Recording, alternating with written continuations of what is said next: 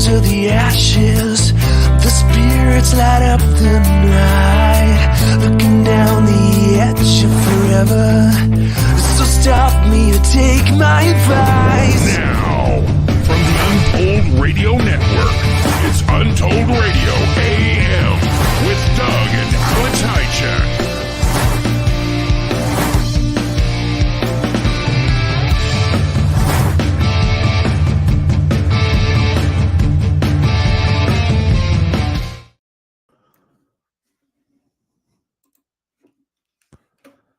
Hey, you know what I was doing?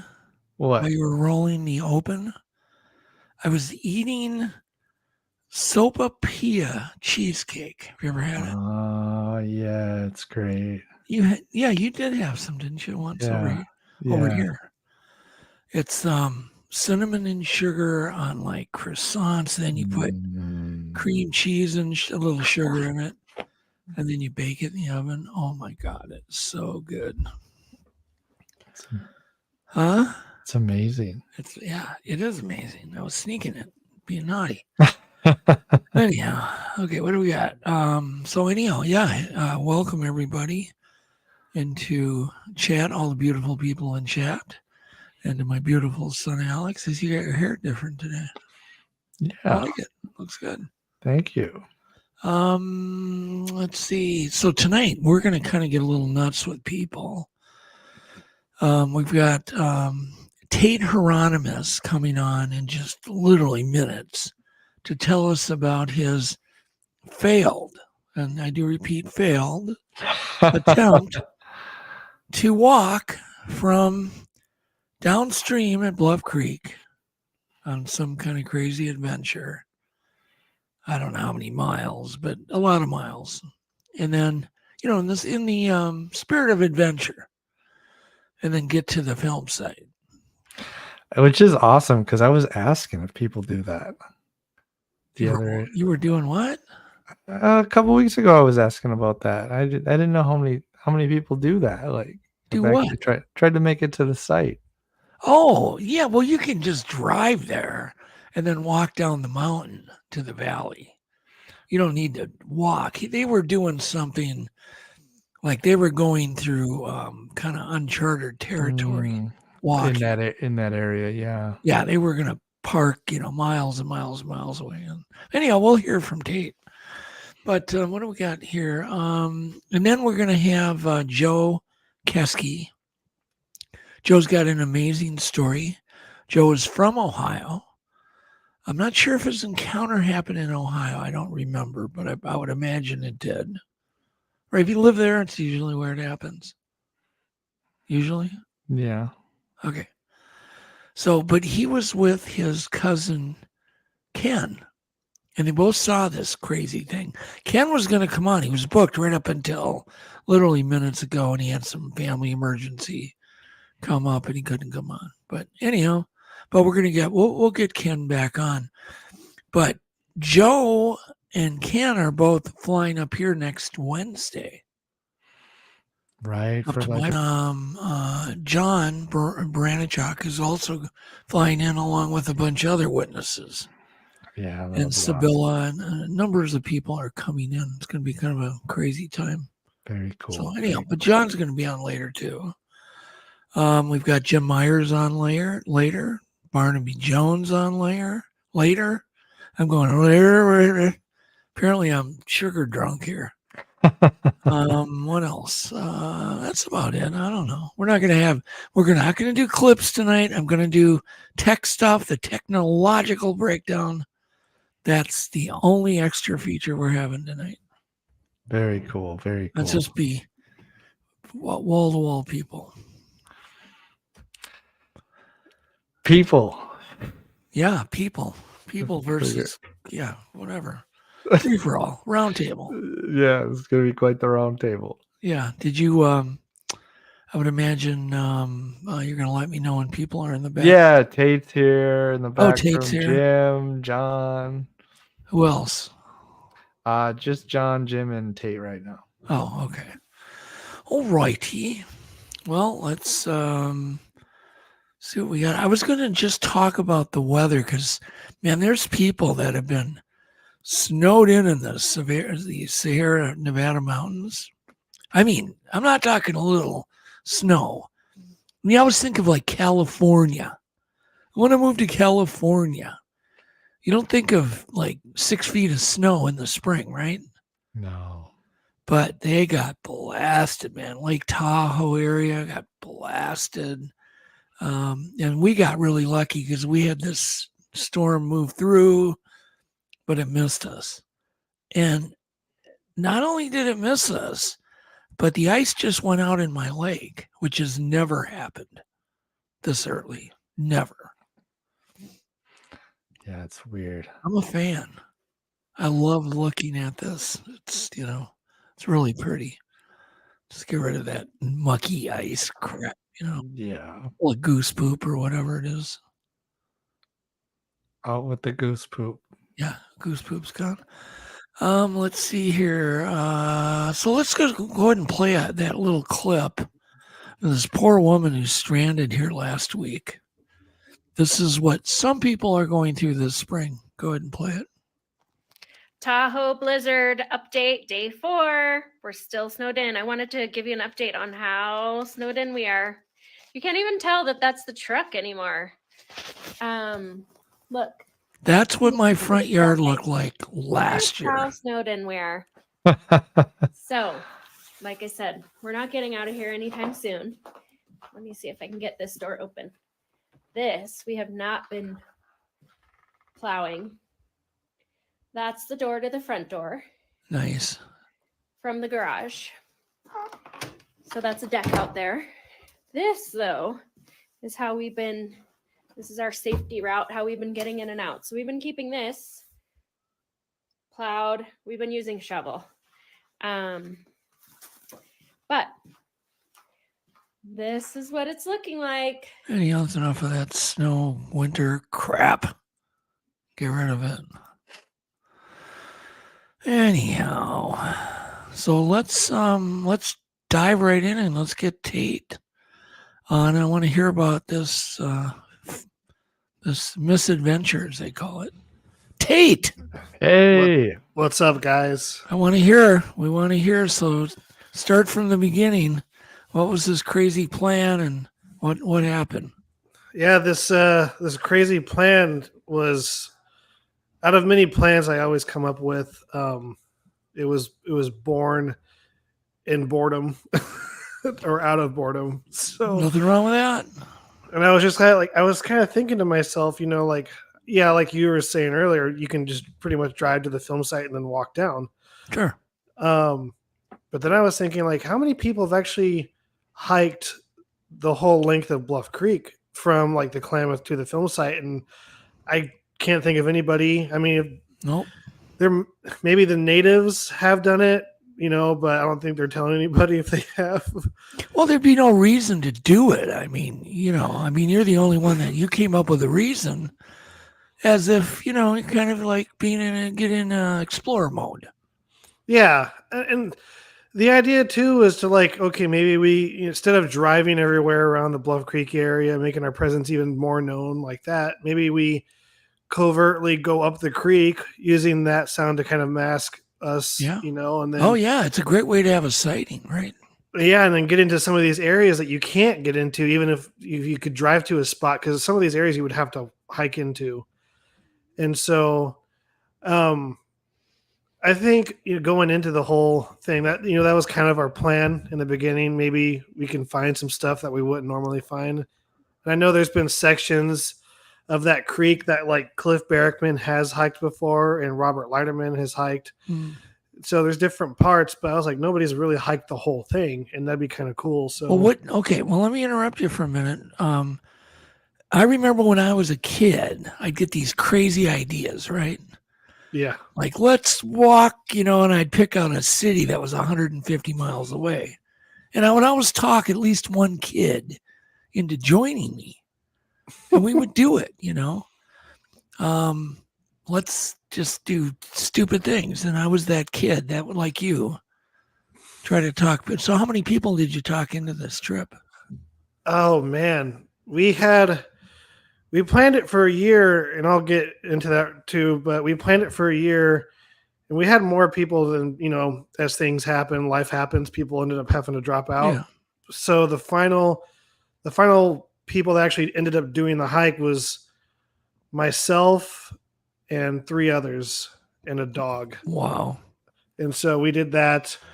And then we had kind of like a base camp group. And then he had the person that was going to pick us up and drop off supplies when we got to our first spot where we had planned.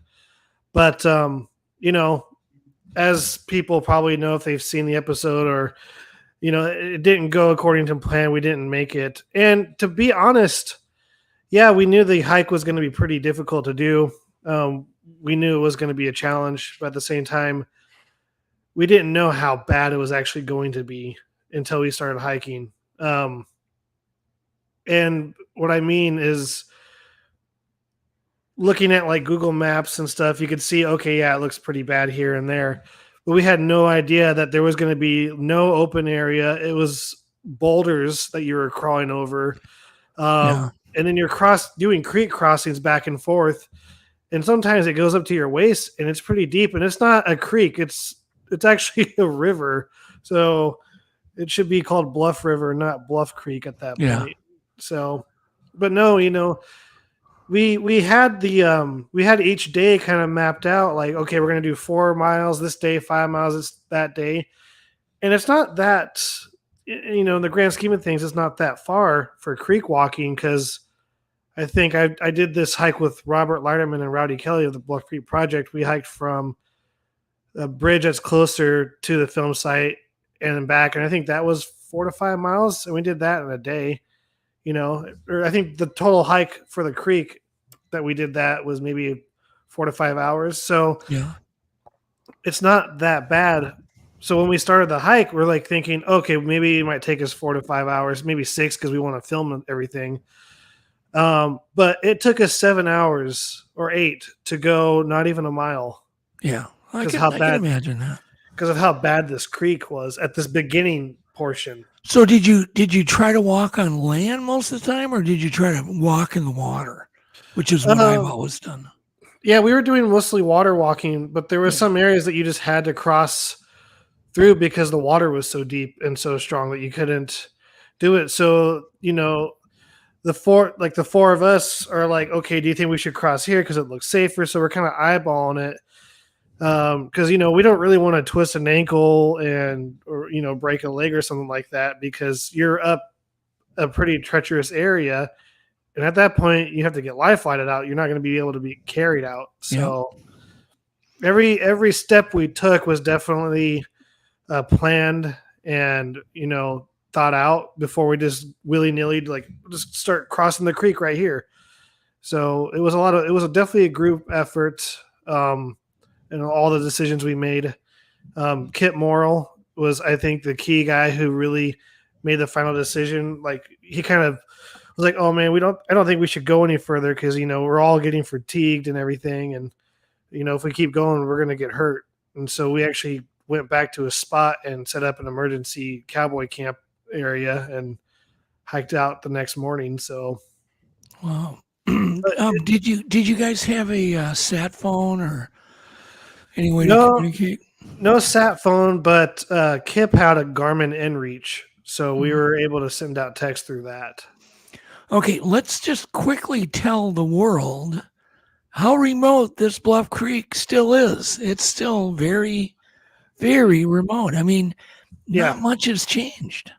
No, not much has changed. And, I think, have you been out there, Doug? Yep, absolutely. So you know the area. Yep. And it's pretty remote, and even to this day, I was shocked. Pretty remote. I was shocked. At how it was. I don't think most people actually grasp how remote it is. They're like, oh, people go out there all the time. Yeah, there's roads, but the roads to get in there are so far, and then the roads are rough too, and you can get a flat tire. Then you're hiking out at least a good day to get out of the into town on foot, and it's you got to go prepared. It's not like just driving to your local campground where there's trailers and a bathroom and everything. Yeah. It's a vast area. So when the gentleman decided to turn back, I take it nobody argued. No, I think it was funny because when we were all like standing and walking, we felt good to go. We didn't feel tired, but as soon as we all sat down, that's when it hit us. It's like, man, our feet are killing us. I feel it in my back. My eyes are just getting tired because I'm just so weak from just walking all day carrying the pack. And it's not like, since we're trying to film everything, we're carrying camera gear too. And I have like a drone, my camera, and it's crazy because my buddy Jonathan, he had his nice camera with no plastic or anything to cover it on his shoulder strap. And I'm like, dude, that's you got some cojones to do that. Well, how many days were you planning on being gone and how much food? I mean, you brought food. Did you have tents or were you just planning on sleeping under the stars? What so we had spots where we're going to have people drop off supplies for us. So we could limit the amount of stuff we bring in our packs. So we're like thinking, okay, for our first base camp is 5 miles. I think it was 4 miles actually from the start to where we were supposed to be. And there we were going to have all of our supplies there and everything. And then stay the night there, then continue on to the next spot with more supplies at that spot waiting for us. But unfortunately, it didn't work out that way. Like I said, we didn't know the creek was going to be – we knew it was going to be bad, but we just didn't know it was going to be that bad. Yeah. Or how that treacherous. So – well, what time of year did you pick to do this? This was, I want to say late July, early August. Which you would think that would be a good time. That's when the least amount of water is coming down from the mountains. That's the thing, but I think there was a late winter that year because there was still snow like a few months before we got there. So it might have been a lot of snow runoff making the creek a little higher than usual. Man, that's crazy. Just I'm thinking about what you guys tried to pull off, and I would imagine you didn't feel bad about failing. Are you going to try it again, though? There are plans to do it again, and we're attacking it differently this time. So, yeah, it's in the works currently. You're going to bring Alex. He's going to be your leader. Yes. Alex is going to be there right in front. Yeah, he'll be the front guy. Hey, Alex, can you check that up there? See how it is? Yeah, I want to come back alive. Can you just, I don't know if you can quickly, while we're talking, Google Bluff Creek, a big aerial Google map of that kind of area. Yeah. Sorry, Alex, go ahead. Did you want me to bring up, you had that short clip? Yeah, I have that 1 minute clip to kind of show sure. what it looks like. Let's look at it.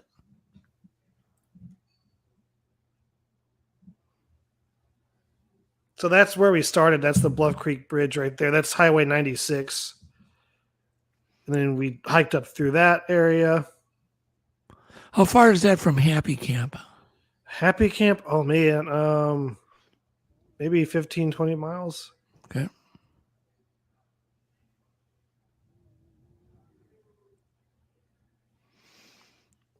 So yeah, there's the Klamath right there, and then we hiked down from like the famous Bluff Creek sign is right there, so that's where we hiked down. There's a trail down to it. So does the Bluff Creek come out of the Klamath, or does Bluff Creek run into the Klamath? It runs into the Klamath. Into it, yeah, because Klamath runs into the ocean. Because I've been at the mouth of the Klamath, and all the sea lions that are there at the mouth of the Klamath. Yeah. That was a dumb question. Sorry. No, you're good. And you can see that's what we're dealing with. You can see how thick it was and how deep some of these crossings were. Oh, yeah. Oh, boy. There's our emergency camp we stayed at. It wasn't big enough for tents and everything, so we just slept under the stars. And that was a pretty cool experience. Like, even though we didn't accomplish the goal we wanted to, I mean, I wouldn't trade the experience for anything because it was such a fun time. And then, this is the, I think that's taken by Rowdy Kelly. This is the overview of the Patterson Gimlin film site. Oh, yeah. So. Yeah, as you can see, there's motels there now, Super 8s. The Starbucks. Quick Trips, all sorts of Burger Kings. Yeah, oh yeah, it's really built up now. Yeah, I think there's a Holiday Express there, isn't there? Like, if you're tired of camping a little bit. There's literally nothing out there. It's crazy. I can't remember. I can't ever forget how long of a drive it was from like Willow Creek to the film site. From Willow Creek to the film site, I would say is a good 2 hours. Oh yeah, it's a long 2 hours trip. or more. Yeah. Beautiful country. It's such a stunning area to be in, and I love it. Every time I go up there, it's you always experience something different every time you go up there. It's never the same, even though it's the same area that you're used to seeing. You always experience something different every time you're up there. And sorry to interrupt. I just wanted to let Doug know we've got Barnaby too in the background and Jim Myers. Well, let's go ahead. Do you have anything else you want to bring up? You can just hang out, Tate, if you want. You can split if you want. I don't care. You can chime in. You can take over my job. Whatever. Real quickly, I'll mention what the name of the hike was, the expedition. And we're going to be returning to it. It's called the BC-19. So it stands for Bluff Creek, and the 19 miles that it is from Klamath to the film site. Oh, okay. 19 miles. So 19 very, very, very rugged miles. I mean, split it, 4 to 5 days. It might take a week, but 4 miles a day, 4 to 5 miles a day, that's not. I don't think you could make it. I don't think I would allow for like maybe 2 miles a day. I don't think you'd ever make 4 miles a day in that country.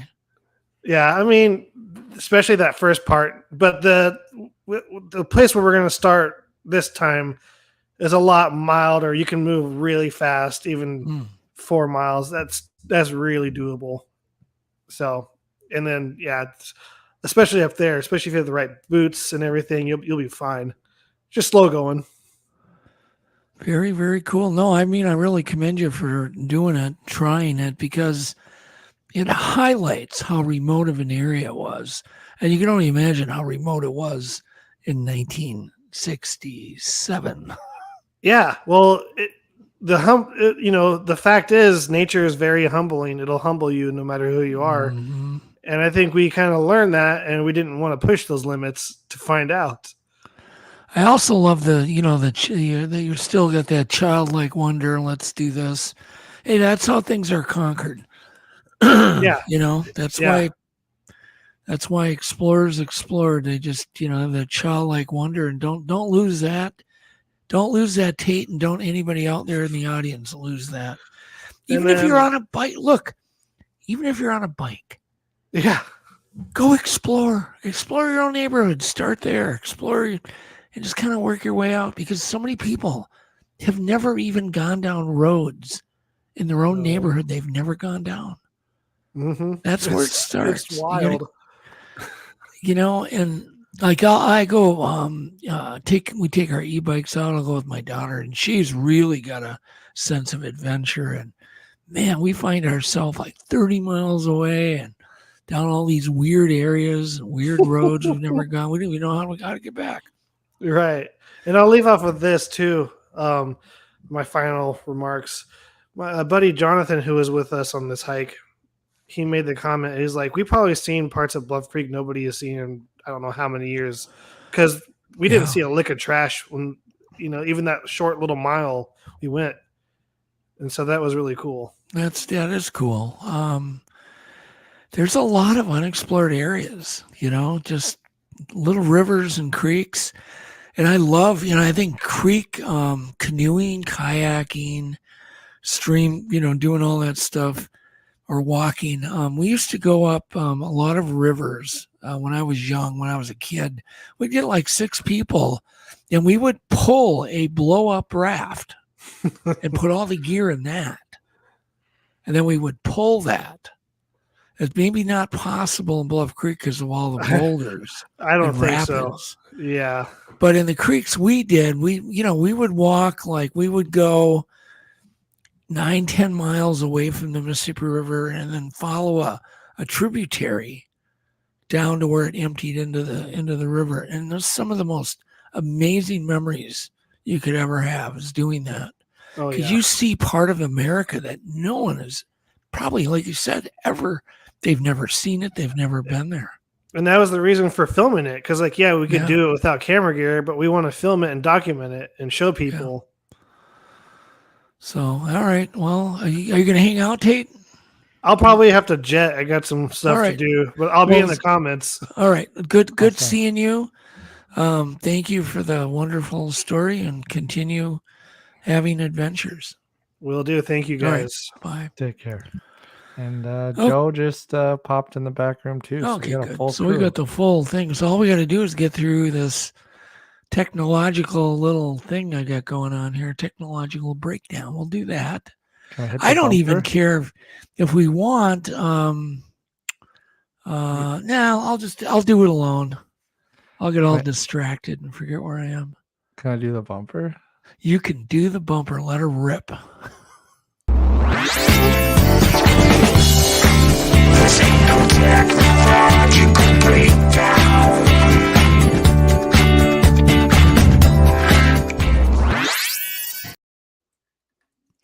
And let's start out putting up photo 1 right away.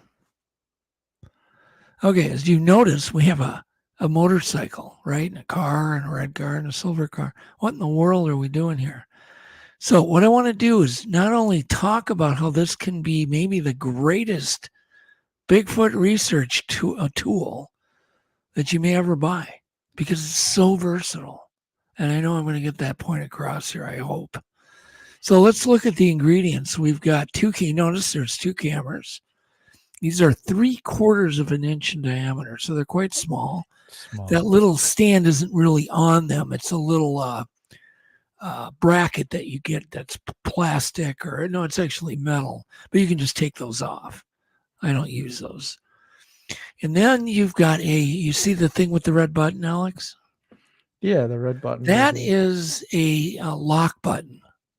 Mm. And they used to, some of the models, I still think you can get it. Not only do they have a lock button, but it has other features on the button for scrolling through footage and things. But it looks like they've kind of dumbed it down a bit with just the lock button. The thing right next to the lock button, that's a GPS antenna. So all you got to do is everything's color coordinated. Every wire in this, it's not too complicated. Yellow goes to yellow, red goes to red. But the GPS antenna, if you use it in any kind of situation, like let's say you decide one day to use these, like Tate, they could have used these on their backpack behind them, aimed backwards, and had one clipped on their shirt or going through the top of their hat, right? Mm-hmm. And what's beautiful about this, it just records all the audio, all the video, all the time. You never run out of footage because it just buffers. So if you don't ever have to change cards. So if you see anything, then you would hit the lock button. But you've got like 12 hours before you need to do anything. So this is affordable. This happens to be the Blue Sky Sea DV988, and I've used a lot of these. In fact, I have one right here. I grab one I actually want to show. First thing is the, I don't know how well this is going to show up. Whoops. It's kind of cramped here. But you see the wires are color coded. Yeah. And you've got the 2 black wires are for the camera. Mm-hmm. And then you've got the, like the yellow wires for the GPS, blue wires for the lock button. What's beautiful, you don't need to put those on. All you need is the 2 black wires and the red wire for power. That's all you need. But this is the monitor. So you can see it's not very big. There you go. Get a nice scale there. It's IP65 waterproof. And it comes with this little shock thing. It's rubber. It's like a silicone. You can put over it to protect it. Right? Nice. Yeah. Let me grab a camera. It's really the only other thing I'd like to show you because, it's one thing seeing pictures. It's another thing to actually see. Now, this one, I have not taken the bracket off yet. So you're going to see the bracket. But can you see that? Yeah, I can see that bracket. Yeah, there you go. It's not very big. It's super easy to hide. It's actually, to me, I wouldn't really want it a ton smaller, because when you start getting smaller, you're really compromised your lens. This is it actually looks bigger than 3.6. I believe it's like a 5.6 lens, which gives you a really nice field of view. Field of view, yeah. So anyhow. Okay. But I want to just go through all the things you can do with this. One, use it as a dash cam in your car. I've had 3 sightings from my car at this point. And it's just like no excuse, right? I have a dash cam now in my car, but I had no excuse back then, for not having something. You can grab the 2 little cameras. You can poke 2 little holes in your tent. Remember, you don't have to put a hole big enough to put the camera through. Put a hole big enough just to feed the little wire through, about 1/8 inch in the bottom of your tent. And when you're not using the hole, just tape it up with duct tape. So then you feed 2 cameras out your tent. Now you can monitor both sides of the tent. And then if you hear something, you want to look at the monitor, right? You don't want light to show through. Just go in the bottom of your sleeping bag. Just pull the sleeping bag over your head, or bring a black cloth. Right? So there's no light pollution. Yeah, so you're not shining light emanating out of your tent, which could alarm something. We've all, I should say, all researchers have had something come into their camp that sounded maybe like a Bigfoot. Now, it may have been a bear, may not have been a bear, but the point is you'll never know. And when it happens, I guarantee you most people do not look. They don't unzip that zipper. They just don't. Nobody does. No. I haven't heard I'm any not doing it. brave stories from people going, yeah, I unzipped the zipper and I ran out. I stuck my head out there. Usually you can tell if it's a bear, and then even then I'll yell and make noise to get rid of the bear. But when you hear bipedal footsteps coming into your camp, the ground is shaking. You're not dealing with a bear. Or a rock comes in, 2 minutes before, comes hurtling in and rolling up to your tent. You're probably not dealing with a bear. Bears don't throw rocks. Although I have people arguing it. I had a guy arguing with me the other day, going, yeah, bears throw rocks. What do you mean? They throw rocks all the time. Like, okay. Buddy, you're not dealing with a bear. I haven't seen any footage. Maybe they do. But it comes with a 32 gig micro memory card. You can also attach it to an e-bike. Super easy. It's what it's for. It comes with a handlebar clamp. You can Velcro these cameras. They're so light. Velcro them on. You don't need to permanently attach anything. Zip ties. Hide them in a cooler. Hide them in pop cans. Hide them in whatever. I love it. You can drill a hole in a tree and have the lens, just only the lens sticking out. Yeah, you can really tuck them in a way. Yeah. Put them on a dirt bike. Trying to think here if I've got anything else. And if anybody has any questions too, I'm happy to answer anything. And the GPS coordinates would be nice if you're walking. Really would be. It's going to help authenticate your footage. It's going to be one more key. Even if you're camped, it's going to give the exact coordinates of your camp and the footage. And it's going to date it. It's going to timestamp it. It's going to put a lot of data that can be recovered by researchers who are looking to look at your footage. So it's a really super good way to get your footage authenticated. And so the monitor is a touch screen. I think they're durable. I've never had one break. They're 1080p, so they're, it's progressive, high def. It's wireless, so you can send your footage to your computer without even touching the damn thing. So it is Wi-Fi enabled. It's got a G meter in it. which is kind of cool if you're using it as a dash cam. So that way you can justify buying it. You can tell your wife or your husband, no, this is not research. This is not, no, I need this because in case we get in a car accident, we can prove who was at fault. Say. Yeah, and then you never put it in the car. No, well, yeah, you can put it in the car. I suggest you do. Yeah. Well, you need a little piece of Velcro on your dash that you can remove it. That's true. That's true. Set it down. As soon as it gets power, it's recording. So you're saying you could take it in and out of the car? Oh yeah, absolutely. That's the beauty of this thing.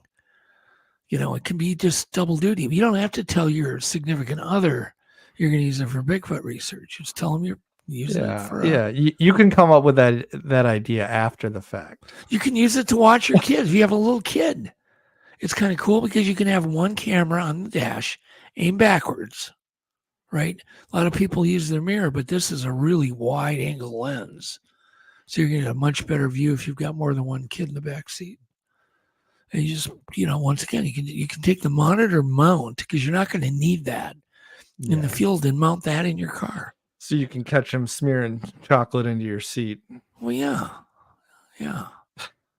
So I think that's really all I want to mention about it.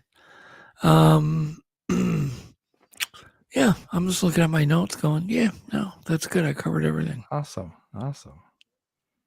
So should we get the boys on? So let's bring, let me tell people who I'm bringing on.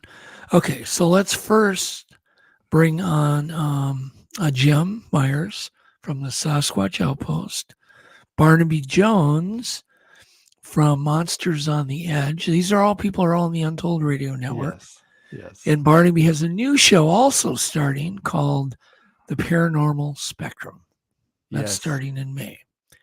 And then we have John Baranchok here, who's going to be literally here in this studio on next Wednesday. Yeah, next Wednesday, I believe. Something like that. Yeah. I don't keep track of such things. And then we'll bring Joe on here once we get these guys settled. Okay, cool. We'll get Joe on. Hello, gentlemen. Look at this. Hello. We're all together. Feels like we just did this. Yeah, it does. Yeah, well, it's because we did. We had a quarterly meeting, and so we did just do this. So first off, let's hear real quick what's on the agenda with your new show, Barnaby. Oh man, it is going to be exciting. I got a lot of I want to bring the forefront of people's knowledge about what's going on with the UFOs, all the stuff from the United States Congress, all the stuff that's being passed, all the stuff that's in the works and that. So our first episode is going to be all about that on April 4th. And then going forward, we're going to alternate between metaphysical, paranormal, UFOs, anything within the paranormal spectrum. So it's going to kind of be each week it's going to be something different, and then try and rotate through. So it's always different. And so it's anything that doesn't have fur or hair. Pretty much, yeah. Okay. Yep. Anything non-critter related. Well, it's good. That's good. And it's nice because then people have a chance to just hone in on that. If they're not interested in Bigfoot and the likes, they can just, watch that. And there's a lot of people that aren't. They only want UFO information, and that's great. And then Jim set a new record for the Untold Radio Network here. Was it a week ago? Yeah. Look at him.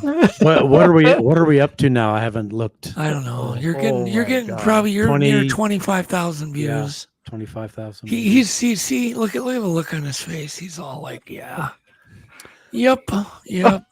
I'm hot. No, congratulations, Jim. That's cool. Thanks. I appreciate that. Super awesome. No, so anyhow, now we all have something to strive towards, right? And by the way, we have feelers out too to a lot of bigwigs and celebrities too, don't we, Alex? Yes. We got something afoot right now. Well, Yeah. just imagine if all of us had 25,000 views on. Oh the my podcast. gosh. We It would be will. phenomenal. We will. Just got to keep working hard, and we really do appreciate everybody here, and Yes. like even watching us now, because we have experienced quite a bit of growth, continuing to grow in subscribers, and we really, really need your support. We need those comments, so YouTube will start pushing us a little more towards people. Because without your comments, not in chat necessarily, but in the actual comment section. So just leave us a comment, and we'd really, really appreciate it. And then next up, we're going to talk about things, because I got specific things I want to talk to each about. But John, you're coming up here. This Wednesday, isn't it? Next Wednesday. Yeah, arrive Wednesday, and I think we start shooting on Thursday, if I'm not mistaken. Yep. Everybody comes in one day early, and you want to, I don't know, we're going to be regressing, I guess is the proper term, correct? Sure, we're going to be using hypnosis to regress people back to their Bigfoot encounters, and hopefully help them to be able to retrieve details of memories that they have blocked or don't recall. And I'm not sure whether Sibylla's going to be sketching at the same time or when she's going to get involved, but we're shooting for more details. And I'm also throwing in just a little clinical test to kind of measure people's PTSD symptoms, and then a month later gauge the impact, because some of the science behind hypnosis shows that even just one hypnotic session can have a therapeutic effect for people and help them be more comfortable. So kind of double-edged sorting it in that regard. Very cool. Very cool. And Jim and I are working on something kind of interesting. And by the way, do you know a Don Monroe, Jim? Yeah, I know. Do you know him who well. that is? Yep. I got on the phone with Don. He's a crazy guy. Oh yeah, it was nuts. But Don wrote a book on what me and Jim are kind of working on, because Jim has had a lot of personal experience with this. But why don't you just explain what this kind of phenomena is? But what I want to do is put it under the microscope, check the tension in these knots, I guess, and see how complex the knots are. But go ahead, Jim, explain. So there's this phenomenon going on around the country, literally, and we have a lot of it going on here in Colorado, where horses that are out in pasture, when they come in, their owners notice that they have a braided mane. And the braids are almost always the same. It's usually two braids from the neck, top of the neck, 2 braids down to 1 braid. And they're absolutely braided. It's not just, randomly twisted. They're braided. Seems to be a lot of them, from one of my former research partners, John Warren, he would say they're a left-hand braid. And so I've had a horse with a braided mane. I could not get the braid out. I cut it off, and it's in our museum now. And recently there's a pasture, there's a ranch across from my house, less than a mile from where I live. And there were 2 other horses with braided manes. In fact, I was looking at one of them and taking pictures, and another horse kicked me in the leg and knocked me out of action for about a month. But that's what happens when you mess with horses. But yeah, I'm working to get over there and check the other horses and see how often their manes are braided, and if they're always braided the same way, and talk to the guy that owns the ranch and ask him what he thinks is going on. But you mentioned Don Monroe. Don's kind of like the granddaddy of this whole phenomenon. He's written a book about it. And he's in his 80s, so everybody knows. He's not a youngster. He lives in the mountains of Montana all by himself. And I'll tell you, he sure had a thirst to talk to somebody. Yeah. Don's a great guy. He's got great. a lot of experience. I've never talked to anybody with that much enthusiasm. I was like, wow. So he's living the good life. Yep. But he has documented through a book that's available on Amazon all of these horse braids. They are quite complex. And so all I want to do, although nobody has ever filmed one being made, this legend and folklore goes back maybe even 1,000 years, even in Europe. And it happens so often here, and it is associated with Bigfoot activity. And it does kind of make sense, some of the theories. All I want to do is prove they've been made with hands. That's all I want to prove. From there, other people can take it forward. So, yep.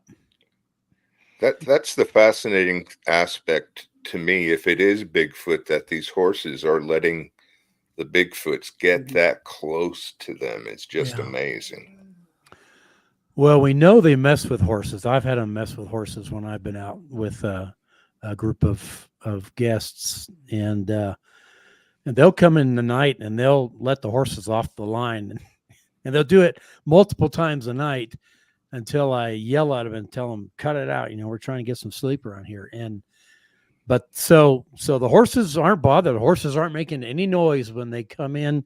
If it is Sasquatch, maybe it's something else, but this is like 1 a.m., 2 a.m., and they're untying their rope or they're untying their halter and letting them just go free to go graze. I haven't seen that it's a Sasquatch that does it. That's my suspicion, but it could be something else. I don't know. Yeah, we don't know, but all I want to do is determine it takes hands to do this. That can be done through microscopic studies. There may be DNA. Apparently through light microscopy, they can actually see now so far down, they will be able to see the packets of DNA if it exists, and they can pull those out of there. So it may be more important than we might think, if we can get a fresh braid, which Jim seems very confident we can. Correct, Jim? Yeah, I will have to get permission from these owners to cut their horses' manes, but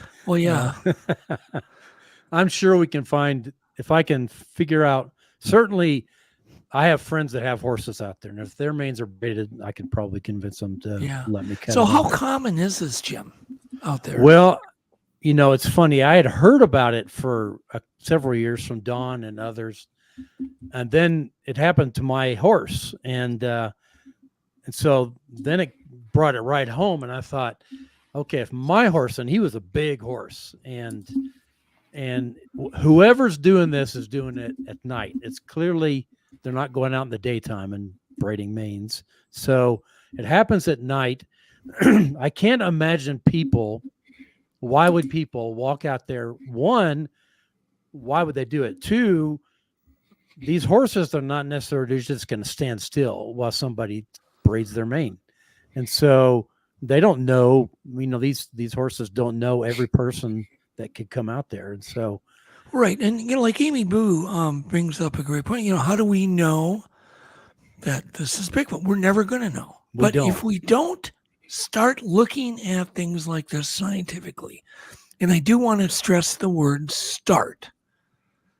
Yeah. That's the key. And because if we have these nonchalant attitudes, why should it?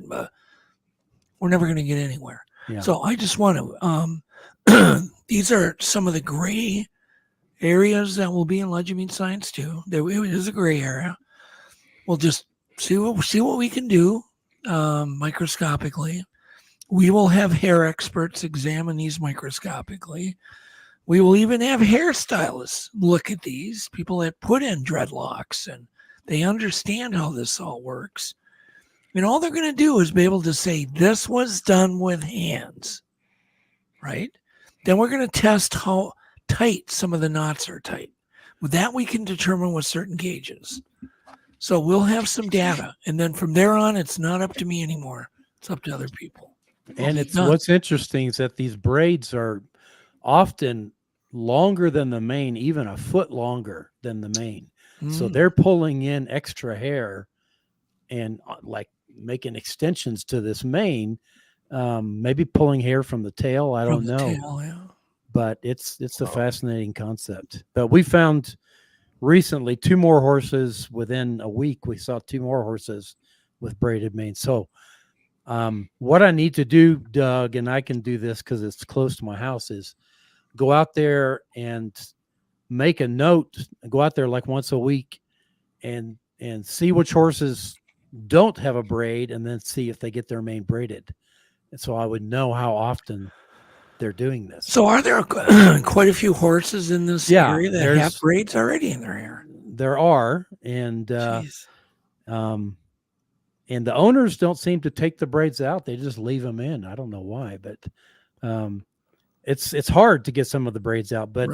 But I also have a friend in the southern part of our county, Jill Herrera, who's had recently multiple braids. Probably had 3 out of her 8 horses have their manes braided, and she's convinced it's Bigfoot as well. So, she hasn't seen the Bigfoot do it either. And some of these are really fine, tiny braids. You got to have small hands to do that. So, well, I've studied them the best I can without having one in my hand. But so Alex, let's start with you. What are your thoughts on these braids? I mean, and what we want to do with this. What are your thoughts? Well, it's just they have to have some almost ability to charm these, horses. Like, you imagine something of that size coming up on a horse in the middle of the night. Like, the fact that they don't, you know what I mean, absolutely panic and refuse to let them to touch them. Unless they're used to them. They may come in so often they're used to them. That's actually a good point. Barnaby, what are you thinking? I'm wondering, with a lot of these farmers and, the people that have them, do they have any kind of security cameras or video on the pastures or in the stables or anything that maybe you catch anything, even from the house, coming in or off the property? Jim would know more about that. They don't, but I'm going to ask him if I can put something out there. Now that it's probably going to happen because it's a big pasture and there's no way to get a camera close in. But who knows? I mean, the camera may catch something. So that's even better. The farther away, the less likely they're going to be observant of it. Right. And one idea is to put the camera I just showed you, put it on a horse. Yeah, no, there's an idea. Yeah, we could easily hide it. Anyhow, John, what do you think about this whole crazy? I'd be looking for jars of Jerry curl, I think, to see if they're using those. Beyond that, my comment earlier was the amazing thing to me, as Alex mentioned, just that they're getting so close to these animals. If it is Bigfoot, that is fascinating to me. Yeah, no, I totally agree. David Ellis just had mentioned that too. All I want to do is just start with one mystery solved. Are they? Because I've had other people go, they're just tangles. They're just tangles. Right. From the wind. The wind does that. Well, okay, let's put it under a microscope and see. It'll be a good start. And once again, it'll be one section that'll be kind of a gray, but definitely will get people food for thought. There's nothing wrong with that. Could you test like a wig of some sort and put like wind turbines on it to see if it's possible to create that? Yeah. We'd be better off probably getting real horse hair. Right. To do it. Any kind of hair wig. Yeah. Yeah. Wigs. Well, the wind, and they roll around on the ground and they groom each other. So, I mean, okay, well, tell me about a natural tangle, Jim. Have you ever experienced a horse where it just got it during the day by rolling around? Yeah, because when they roll around, just like any hair, they get briars and grass and stuff in their mane. But it's just, you can tell it's just a tangle versus a braid. I mean, to me, it's very obvious that these are braids. And so, because they're always done the same way, and it's kind of like some of the tree breaks we all find, they're always done the same way. They seem to be creatures of habit if it is Sasquatch. So, and I've got some braids that are in my museum that I could send you to test, Doug, that have already been taken off of horses. I would just have to figure out how to get them to you carefully. Yeah. But I've got 3 in the museum that I could let you guys take a look at. Apparently there's a museum in Nebraska. Is that true? That's got a whole bunch of them. It's possible because it's Harriet McFeely, and she's very good friends with Don Monroe. So Don's probably donated several to her. Yeah. So if anybody has ideas on what should be done with this whole thing, and I'd like to know. And this doesn't have anything to do with the braid and Patty. Okay, I don't even want to go down that road. This horse thing goes on and it's quite documented for literally hundreds and hundreds of years. And it would be kind of fun to at least see if these are just tangles or is there actually a mathematical pattern to it. Yeah. So we'll never know what the thing in the tangle that some people claim Patty's got. You can't examine it, so you don't know it's a braid. So Janice Carter is a good friend of myself and Craig Roach's, and she has shared some pictures with us of Bigfoot, a Bigfoot out of Russia, that actually has his own hair braided. Interesting. Yeah, I've seen that. I'm not sure what to think of it. I don't think much of it at this point. That's what I certainly when you have still pictures, they are worthless scientifically, as you know. So easy to manipulate them. You can send me any photo, I can manipulate it in seconds, send it back, and you'd have no way to know. The average guy would have no way to know. So sure. And I'm not saying those photos have been manipulated, but if you send them to me, I can give you a conclusion on that. She just showed them. She didn't share them physically. Yeah. So Greg, I think they call that Sasquatch Greg, if it's true. Yeah. And I was wondering if anybody had ever seen a Sasquatch with any braids or any kind of braided hair, like a visual sighting of one of them. Personally, I haven't read any. Jim might know more than that, more than I do on that. John might. Has Janice ever claimed to see a Bigfoot with a braid in its hair?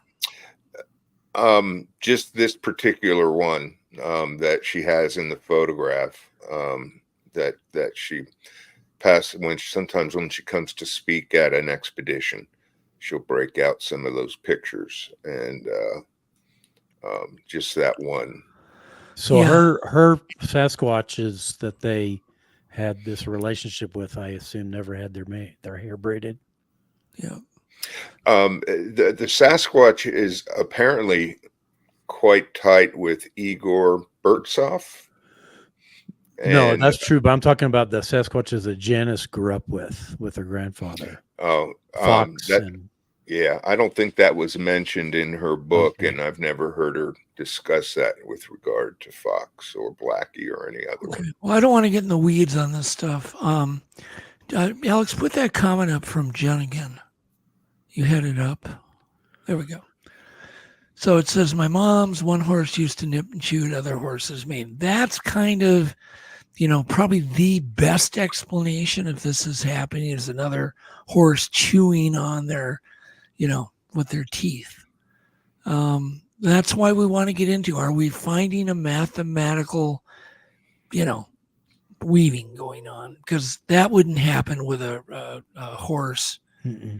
If I can find mathematical braiding, patterns, chances are it's not going to be from wind or another horse chewing on it, and that's what we'll know. But at this point, I personally don't know anything, But I think it'll be kind of one of those little, what would you call that kind of science, John? It's a little bit on the fringe science. Yeah. It's on the fringe, but I think you need to go there because the topic's a bit on the fringe. And if you have a piece of physical evidence, you should put it under the microscope, so to speak. I never thought about the mathematics side of it, but for the little bit I know about braiding hair is you got to start with 3 strands. Yep. And go from there. So that applying some math to it, I think, is a good idea. Yeah. But Doug, if you can get me one of those cameras, I'll get it on a horse. I can guarantee that. Well, I've got one right here. It's sitting on my chair. It's not doing any good, right? Yeah. We'll put it on a horse. So, okay, well, we'll talk about that. Let's go ahead and bring Joe in. Now, Joe is a member of Zubuk. He lives in Ohio. He is not a researcher, guys. He wants you to know that. So it's not his thing. But he's obviously very curious about this topic after his own experience, or he wouldn't be a member of Zubuk, right? So is Joe back there, Alex? We can bring him up. Yep. Hey, Joe. Hey, everybody. How are you? Hey, Joe. Hey. How are you? Sorry to keep you in the back room so long. Oh, that's all right. We had to build up to you. Right. So let's just go ahead and let's start. I mean, right at the beginning. Where were you? What were you doing? What happened? What'd you see? And what was the results of all this? And then the fact you're coming up to Minneapolis here next week. Yeah, well, the year that my encounter happened was 1995. But just to give a little bit of a background, I grew up in Northeast Ohio in a town called Independence, which is just about 12 miles south of downtown Cleveland. And I currently live in Richfield, about 25 miles south. So I'm still in the same area. And in between Cleveland to Akron area is the Cuyahoga Valley National Park. And it's like 27,000 acres of national park that's in between these big cities and surrounded by suburbs. So I didn't grow up in the country. I grew up in the suburbs my whole life. So I was never really an outdoorsman, per se. But my friend Aaron, who I grew up with, he used to go hunting with his dad all the time. So anytime we would hang out, and in high school, we would go hiking down in the valley all the time. And anytime something would happen down there, Aaron was the one who had the wilderness knowledge. So, he always kind of had the answers. And in high school, I had joined the biology club, and not so much because I was interested in biology, but it was because we took so many field trips and, one of those reasons. But I really got into doing the night hiking with the biology club, and in particular, doing the owl calling. Our teacher was really, really good at calling owls. So we got very comfortable walking around at night, no flashlights, calling the owls, and became very, I guess you could say, attuned with our local wilderness. And I graduated in 92 and joined the Army right after high school. So I had been gone, active duty Army for about 3 years. And in 95, I came home on leave for my sister for her graduation. And while I was home on the day of her graduation party, my Uncle Mitchell, who was just in his early 40s, he passed away suddenly. He was in the Coast Guard Reserve, and when he was on drill, he had a heart attack, and he died suddenly. So that kind of put a damper, obviously, on the whole party. And so half the family didn't show up. They were with taking care of my aunt, and I have a cousin named Ken who was supposed to be here tonight, but he had a mild family emergency and he couldn't make it. But he was like the little brother I never had. You know, he's 7 years younger than me, but, you know, Kenny and I were always very close. And, you know, as we were kind of planning the funeral for my uncle, we were getting close to when I had to go back. I was stationed in Germany, and we were getting close to the time I had to go back to Germany. And Ken had asked if he could spend a couple days with me before he left, because he didn't live that far away, but I just never get to see him. So, you know, sure, spend some time with me. So it ended up being the 4th of July, 1995. And me and Kenny are together and my friend Aaron.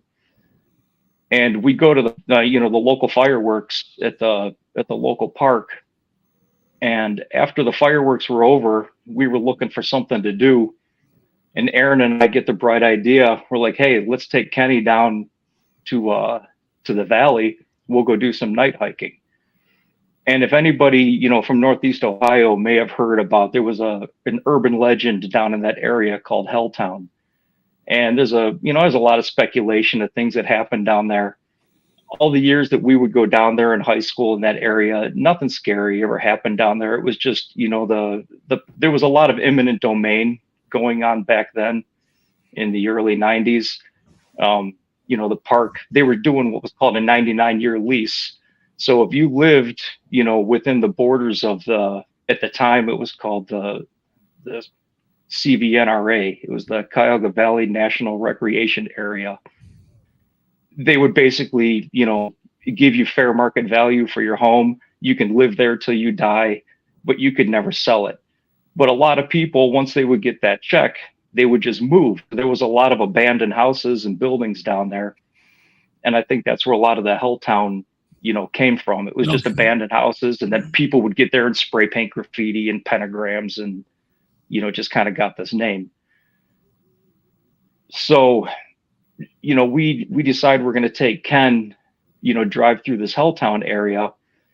And as we're heading down the road, a police officer is coming the opposite direction, and he turns on like that spotlight, and he's spotlighting the inside of the car. He doesn't pull us over, but we passed him really slow. And, you know, cocky young kids were like, well, you didn't pull me over. I'm just going to keep on going. So we keep going. We get up to around a corner up a hill, and we find they put like, we always called them dragon's teeth in the Army. They were like those big, like Jersey barrier, concrete, you know, kind of looked like triangles, and then some of the barriers, and they had the road blocked. So like, well, that must be why the cop's here. He doesn't want us going any further. So we flip a U-turn and come out the way we came. And the officer must have done the same, because we kind of passed him again, almost in the same spot. And it was the same scenario. He turns on that spotlight, shines it in the car. You know, we just pass him really slow, and he just stops there and sits and lets us go. So we leave the road that goes to Helltown, and we've got a couple of ski resorts down in the valley. And one of the abandoned houses used to be off the overflow lot for Boston Mills. So we're like, all right, well, let's go check out this house in the woods. And we go to the overflow lot, jump out of the car. We go walking into the woods, and, you know, just as you get past the wood line, it's just a big empty field. You know, they had demolished the house in the 3 years that I had been gone overseas. So we're kind of like, crap, you know, that's strike two. We're debating what to do next. And we're like, well, let's just go hike the railroad tracks. So for anybody not familiar with the park, there's a scenic railroad, and there's three main things that run north-south through the park. You've got the main road is Riverview Road. You've got the Cuyahoga Valley Scenic Railroad, and you've got the Cuyahoga River. And basically they all run parallel to each other, north and south. The train tracks are in the middle. The river is maybe a couple hundred yards to your right, to the east, I guess, if you're facing north, and the Riverview Road will be to your left. So we get to a public parking lot, which is within eyesight of Brandywine Ski Resort. And it's a very, for being in the suburbs and so close to civilization, it's very remote, I guess, as far as our area goes. I mean, there's nothing around. And it was really quiet that night. The stars and the moon were out. It was really warm. And the three of us just jumped on the railroad tracks and just started walking north. And we, we're just walking and talking. And we get a few hundred feet down the tracks. And we hear this really weird howling yell. And I know everybody listening to this probably knows the Ohio howl. But it started, like a woo. It just continued to carry on and get higher and higher. And it lasted several seconds, 7 to 8 seconds long, but it just echoed through that whole valley. I mean, this yell came from our west across Riverview Road. It was way up on a ridge going towards the town of Brecksville. And, we're walking and Aaron and I were just like, kind of like, what the hell was that? And, we're walking and talking because we had never heard any type of a yell like this before. And we're like, it wasn't a woman. It wasn't an ambulance or a siren. And I just remember as we're walking down the tracks thinking, maybe somebody that lives up there might have a peacock or something. Like, we didn't know what else to ascribe the noise to. So, we're walking, and I guess I didn't mention this, as where we started to hear that yell, we had gotten into a big wide open area where there's this big marsh, in between the railroad tracks and Riverview to our left. There's this, it was a big flooded like beaver marsh. And we walk about it, from that point we walk about another quarter, a little more than a quarter mile, and we get out of the marshy area and we get into where it's very, very dense forested, tree canopy. And the railroad used to park some, just some passenger cars and stuff like that there. So we just jumped up on the cars. Everything was locked. And we couldn't have been there more than a minute or so. We decided, well, let's just turn around and go home and watch a movie. So we jump back down onto the tracks, and now we're heading southbound. We're going back towards the car. And we're just walking and just quietly talking to ourselves. And again, we get, maybe 200-300 feet into this marshy area, and something lets out a scream that just stunned you and stopped you dead in your tracks. And, all these years that I've told the story, this happened 29 years ago. I've never truly been able to accurately describe the way this thing screamed. It started out like the most ear-piercingly high-pitched screeching, just shriek.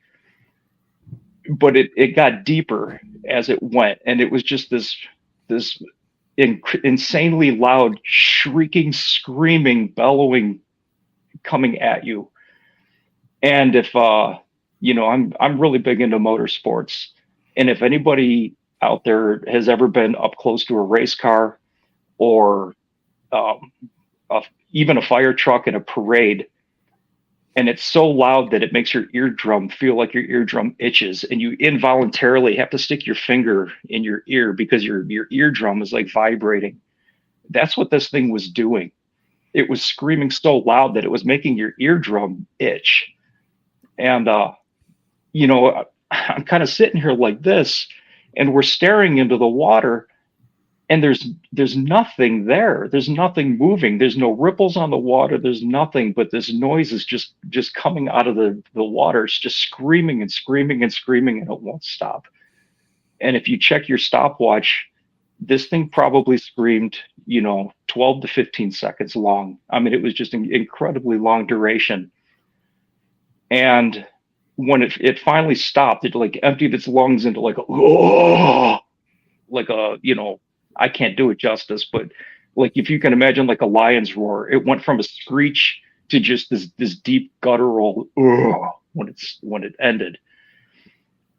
And the three of us are standing there in like this tight triangular formation, and nothing's moving. And Aaron grabs a hold of my shoulder, and if you've ever heard somebody's fear just completely flip their voice, he went into that high-pitched like head voice, and he was just like, Joe, he's like, what the hell was that? What the hell was that? He's starting to panic. And as he's screaming, what looked like a tree stump that was about 25 yards out into the water, it looked like this tree stump just blows up out of the water and just charges right at us. And it's just throwing like these roundhouse punches, and this thing just charges us from the water. And in a split second, I don't know how the three of us didn't trip over each other, because the three of us, like in one instant, just boom. I mean, just take off running. And Aaron's in the front, Ken's in the middle, and I'm in the back. And now I'm 21 years old, active duty Army, and I can run, and I'm the last one in line. And I'm looking, and this thing is coming through the water, charging at us as fast as we're running on dry land. I mean, this thing looked like it had a chain hooked to a pickup truck, a 4-wheel drive truck, and they just romped on the gas, and they were dragging it through the water. I mean, this thing's throwing these punches, and it's charging through the water, and it's just mud and cattails, and you're just seeing this torso that's chest deep in muddy water just throwing its arms and coming at us. And this thing's coming at me so fast, I'm thinking it's hot on my heels, and I'm trying not to trip over Aaron and Ken in front of me. I'm trying not to trip on the train tracks. I'm running as fast as I can. At the same time, I'm looking over my shoulder, and I start seeing this thing coming out of the water, and it comes right to the point where the three of us were standing. And the train tracks are elevated off this swamp, maybe 4 to 5 feet. And it rolls down. It had like that big #1 limestone. We used to call them bull nuts. And that big limestone would go down, and then it was like really soft ground in the cattails. And this thing never climbed up onto the tracks, but it stood right there at the edge of the gravel and the cattails. And it just locked itself up. I got to use an Army reference, but it looked like a soldier standing at the position of attention. I mean, it just stood there like a perfect silhouette and just froze. And the image of that thing in my head, it looked like a football player that was in full uniform, except though it was all wrong. The whole thing was biological. There were no shoulder pads. There was no helmet. It was a head on shoulders, and the shoulders were 3 to 3.5 feet is my estimate. And, judging on how high the train tracks were elevated off the bank, that was like level with its hips. And I didn't see any hair on this thing. I thought it was a naked guy at first, but it wasn't computing in your brain because all the proportions were wrong. I mean, this thing was enormous, and it was just cut. Like all of its muscles were this thing was just absolutely ripped. And it had like I said, these huge wide shoulders, this really narrow waist. You could see, I've got memories that I could see the moonlight reflecting off its muscles because the water was highlighted on it. So it had ab muscles, and you could see like its traps and the huge thigh muscles, and its arms, its fingers were down past its knees. I didn't really notice any feet, probably because they were in the mud. And, I did a witness sketch with Sibylla back in 2017, and we kind of scrutinized the details of this thing, and she nailed it. I mean, she got it like so spot on. But the one thing that we couldn't ever figure out was its face. And there's only, in my opinion, there's only 2 reasons for that. Either one, I truly just didn't pick out any details of the face as I was running, and I saw that it was the larger details that stood out to me. Or I've got some kind of like a mental block that's not allowing me to remember it, because I'm just seeing, you know, anytime I think about this, I just see blackness where the face was. It's just the silhouette, but I could see the details of everything else. So, you know, we're hoofing it back to the car, and it's like a bad horror movie. You know, I've got that janitor's key ring full of keys, and my hands are shaking, and I can't get the keys in the lock, and I drop the keys. And, you know, Ken is like hyperventilating, and he's just screaming, you know, I know you're not supposed to be cussing on the show, but like, holy S. He's just like, holy shit, over and over and over again. You know, Aaron's on the passenger side, and he's like smacking the roof of the car, and he's just, Joe, he's like, open the door, open the door, open the door. And I'm trying, like, I get the door open, I get everybody in, and, you know, Aaron's not even sitting in the seat forward. He's turned completely sideways facing me, and he's just screaming at me, who was that? Who was that? What was that? What was that? I mean, like, every word's coming out of his mouth, and I'm just trying to drive. And I back up out of the parking lot, and I turn right. And when I turn right, you like dead end into Riverview. And like in a split second, I've got this realization that if I turn right, that's where that creature is, and that's the way I got to go home. So instinctively, I cut the wheel to the left and just floor it. And, you know, again, it's one of these things, I don't know how I didn't wreck the car, because I ended up, you know, 70 miles an hour going through this S curve. I blew past the road that, you know, that we would have taken to get out of the valley. I flew right past it and kept on going. And, you know, ended up pretty much going 5 miles out of my way to the next, you know, main, you know, state route, jumped back up to where it was and got home. And the whole ride home was just chaos of trying to figure out what this thing was. And I remember, like, you know, close to the time that we ended up getting close to the house, you know, Aaron starts throwing out, was that a Bigfoot? Was that a Bigfoot? And it's like that, it wasn't even registering in my brain what he was asking, because we're in the city, you know, we're in the suburbs. Of course, I've heard of Bigfoot, but, you know, that's in the Himalayas, or that's in Canada. Like, I didn't even know about the whole Pacific Northwest thing back in '95.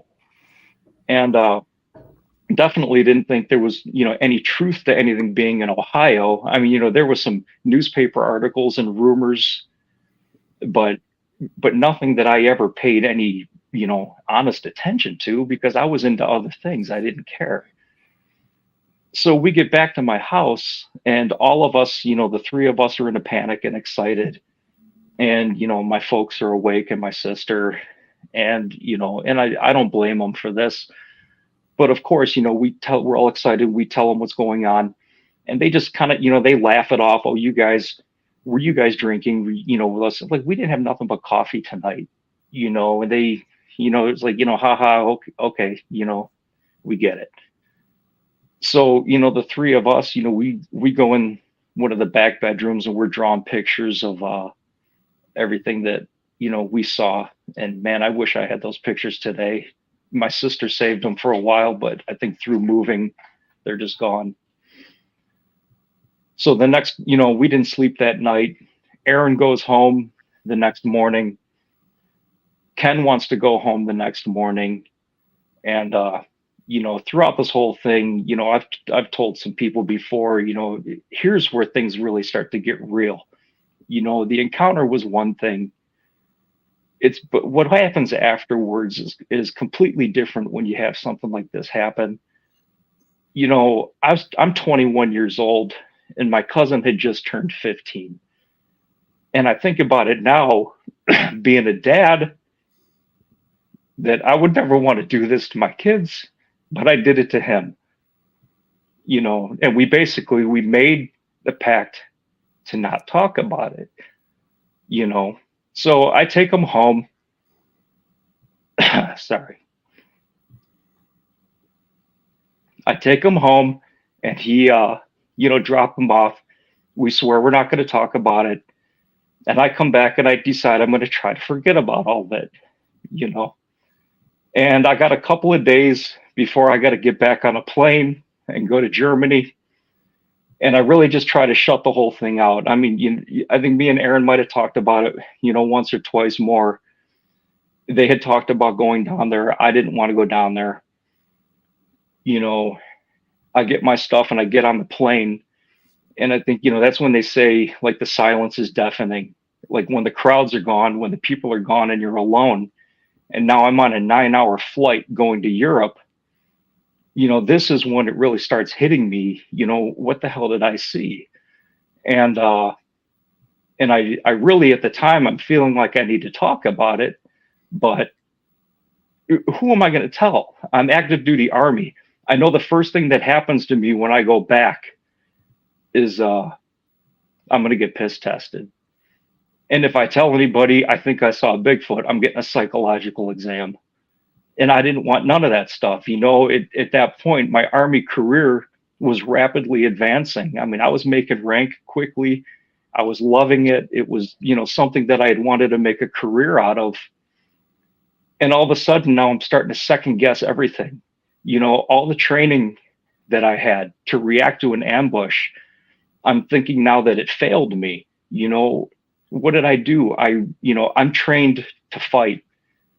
And, you know, when you're 21 years active duty Army, I'm on orders to go to Bosnia, and I wanted to go. And now I'm second guessing. Like, if I end up going to Bosnia and I get into some, you know, some hairy situation, am I going to run like I did when this thing charged me? So now I'm second guessing my thoughts about my military career. And all I want to do is talk to Aaron. I don't want to talk to Ken. I don't want to keep bringing this up to him. I want him to forget about it. I want to talk to Aaron. And we don't have cell phones or nothing. And I'm over in Germany. All I have is a prepaid calling card. So, you know, we got this long time difference. And I start giving, you know, immediately, like, I get back in country and I'm calling Aaron. And now that I'm gone, you know, I got to call him at like 11 o'clock at night. And, you know, he's like, I can't talk right now. Give me a call tomorrow.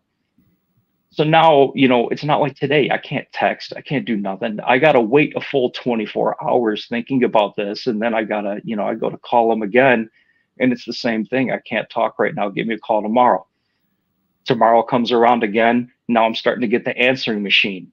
You know, next day I'm starting to get the answering machine. And I'm like, you know, now I'm starting to get it. I'm like, okay. I'm like, he's screening his calls.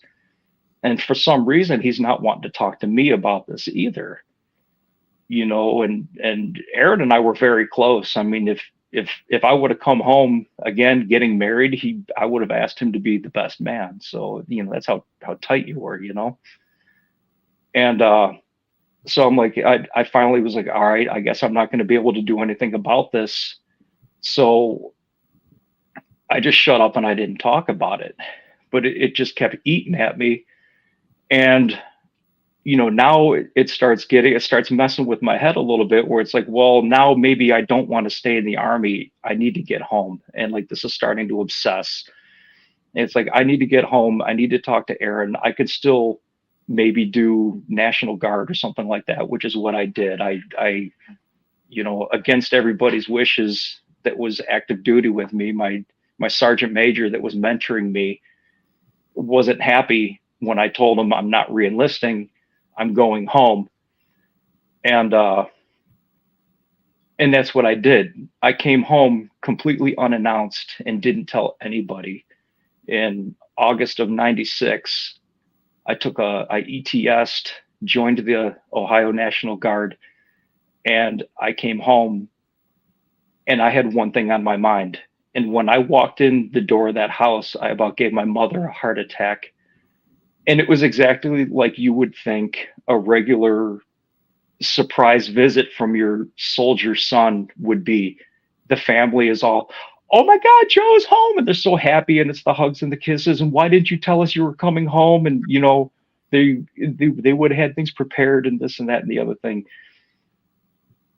They're thinking, oh my God, Joe is home. I'm thinking I have to see Aaron. You know, they're not thinking about my Bigfoot encounter from a year ago. They've long forgotten that. And, you know, and I tell my mom, you know, and it's funny because I brought this up maybe about 5 years ago, and I actually apologized to her for doing this, and she didn't even really remember it. You know, but I told her, I'm like, I've got to go. and I've got some business to take care of and I'll be back.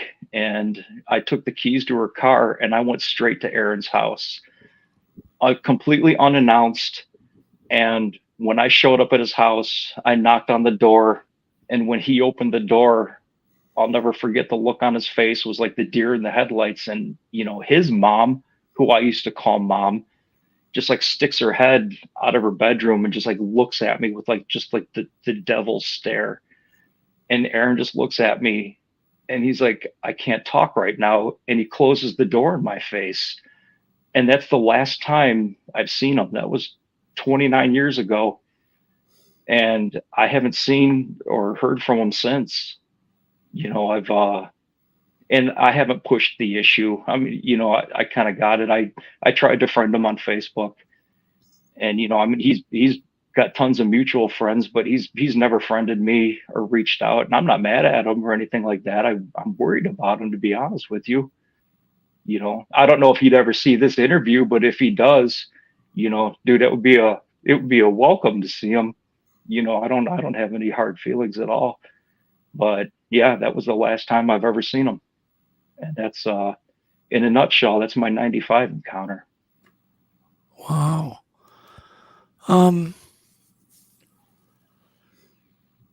So I'm not sure exactly where to start. I mean, it's such a riveting story, Joe. Riveting encounter. The way you tell it is amazing. Obviously, you recall every detail except the one that may be haunting you. And of course, that's the one story that John hopes to maybe get details on the face, you know, and anything you may have blocked out. And that's why we're having him come up. We do not know if this is going to work. Nobody has ever tried regression on Bigfoot witnesses. It's been done, obviously, with people related to the UFO mystery, but never Bigfoot. So you'll be like the first pioneer. I'm looking forward to it. Yeah. You know, I think it's time to get this out in the open. Yeah. And I don't care what comes out of it. I mean, the story's genuine, so I got nothing to hide. So either we're going to get something out of it that's going to be useful and move this ball forward, yeah, or nothing's going to happen, but we won't know till we try it. Yeah. If I could just compliment Joe and thank him for his courage and to come on and tell this story. And just for the general viewers, not just Joe or Ken, but the other folks that I'm going to be hypnotizing, we started working months ago on relaxation. And so the first step in hypnosis is narrowing your focus of attention. But then the second step is relaxing. And so I've been having all these subjects, made a tape with one, and they've been listening to relaxation inductions to kind of help stay relaxed and get relaxed quicker.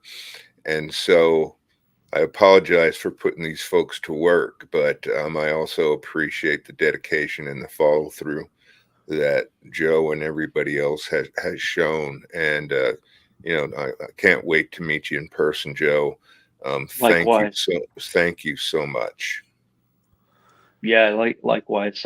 Like I said, I'm really excited to do this, and I was and this is why I enjoy being a part of Zoo Book, you know, because I'm surrounded by people who, you know, who deal with this on a different level, and everybody's got their expertise. And I think one of the things that I like about being part of that group so much is that, you know, people like John will ask me pointed questions that have never been asked to me in 29 years.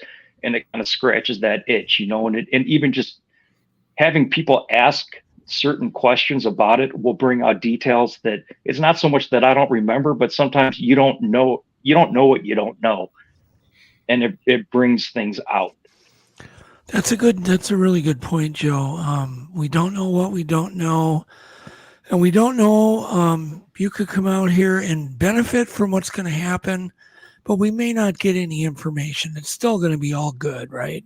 If it helps you, Exactly. And we learn, and John learns, and other people learn from this experience, that maybe people do need a little bit of therapy and treatment from these sightings, because things like that, I mean, it's different if you have a car sighting, maybe, you zoom by it at 55 miles an hour.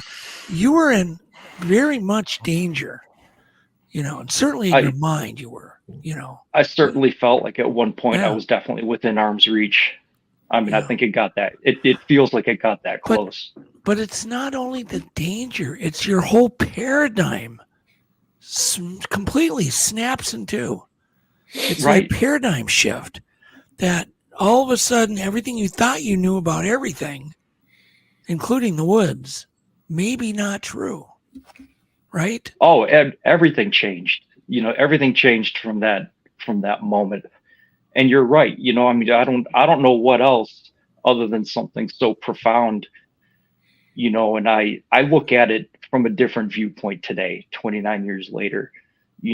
As traumatic as it was, I wouldn't be where I'm at now with my family if this didn't happen. I view it almost now as a gift from God. And who else could have put something in your path to turn you 90 degrees like that and set you down a different course? My mother couldn't have done it. She didn't want me to join the Army in the first place, and I still did it. But something brought me back home and set me on the path to meet my wife and have my kids and have the career that I have and be here now. I think I honestly think there's a plan to it. I know that gets into the spiritual side of this, but you ask a lot of witnesses and experiencers, and a lot of them have the same viewpoints. I don't think coincidences are coincidences. I think some things happen by random, but a lot of things are, meant to happen. And I really feel good about this next step that you're going to be taking as a positive step that the whole world will be able to see. And it may help far more people than you could ever imagine, Joe, that are in the same boat you're in. And how long was it before you even, I would imagine you put it out of your mind at some point, tried to, or did it just literally haunt you every day of your life? Well, yes, and it did in a way, and it might be different than the way people think. I shut it out and really did not talk about it at all for over 10 years, and literally 10 years. From 95 until 2005, I've told people, probably less than a dozen people ever heard that story from my own lips. Wow. And if they did hear it from somebody else, it was somebody making fun of the story that I told them.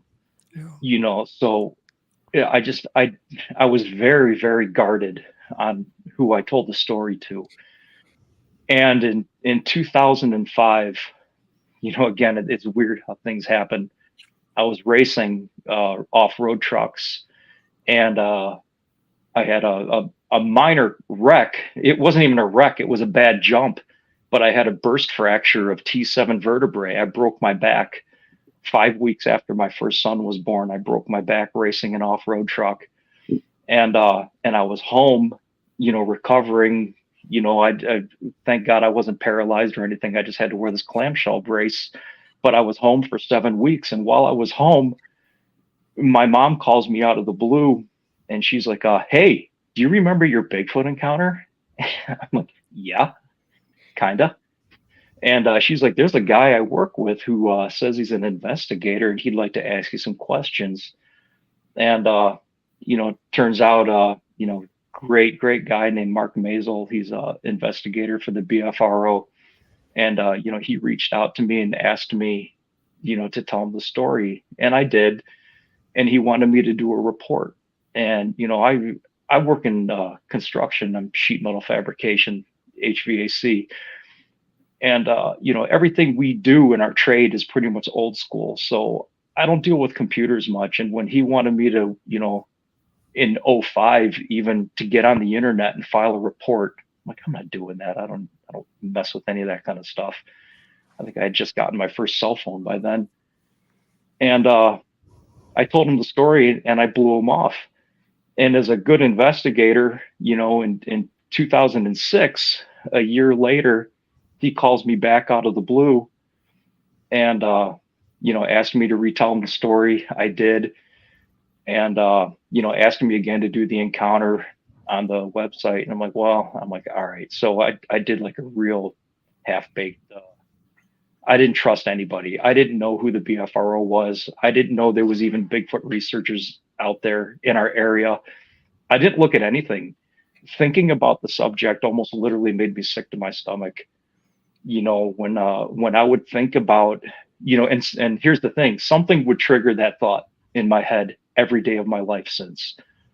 There was something that would just make certain portions of that replay in my head like a movie reel.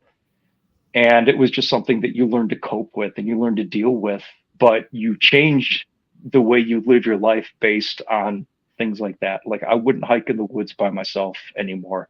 I definitely wasn't doing any night hikes. And, you just learn to adapt to what happened. But anytime these subjects would come up, I mean, I used to watch horror movies and all these things, and now it's like images of violence just starts giving you like the sick to your stomach feeling, almost like you're waiting for bad news from a doctor, or you're in heavy financial debt, and you just, it's just one day at a time. I'll deal with this tomorrow, and you just put it off again for today, but nothing changes, and So, that's the mind space I was in. I didn't tell anybody about it. I just kept putting it off for tomorrow. Tomorrow's another day. We'll deal with it tomorrow. And the next thing you know, it's 10, 11 years later, and you're still doing the same thing day after day after day. It's just part of your routine that becomes normal. It's so normal that you almost don't even notice it, and it's kind of funny how things start to come out, Would you mind terribly, Joe, if our panel, I'm sure they've all got a question or two for you. Yeah, absolutely. We could start with Barnaby, if you've got a question for Joe. I don't have any questions. I would just like to say thank you for sharing your story. I mean, it sounds like you went through a lot there, and that's absolutely heartbreaking, having a friendship that you've had for so long be torn apart by something like that. And I've had similar situations like that. People I've called a best friend and then gone through something and they never talk to you again. So I completely understand what that's like, and I feel for you, and I absolutely appreciate your willingness to come through and be a part of all this. So yeah, thank you. Thank you. John or Alex, do you guys have anything that you... Obviously, you've talked to Joe a lot, John. I know. Yeah. I know that. And I do want to mention, this isn't something, like I said, it isn't like we're grabbing a stage hypnotist. John is a trained, highly educated neurologist that practiced for, 30 years, John? Neuropsychologist, 40 years. Neuropsychologist. Yeah. So this is being done by somebody who knows what they're doing. So, and he's very strict on it. So you can guarantee that at least we're putting out a good effort here. So, yeah, since you were mentioning my name, I'll jump in and then give Alex a chance. Yeah. I just wanted to share a few things for the listeners and to Joe. Number one, I think it's important to note how this was a life-changing event for Joe, and Barnaby already touched base on not only life-changing, but the loss it can bring into your life, and literally the grief, not as in hassle, but the grieving process of losing a best friend.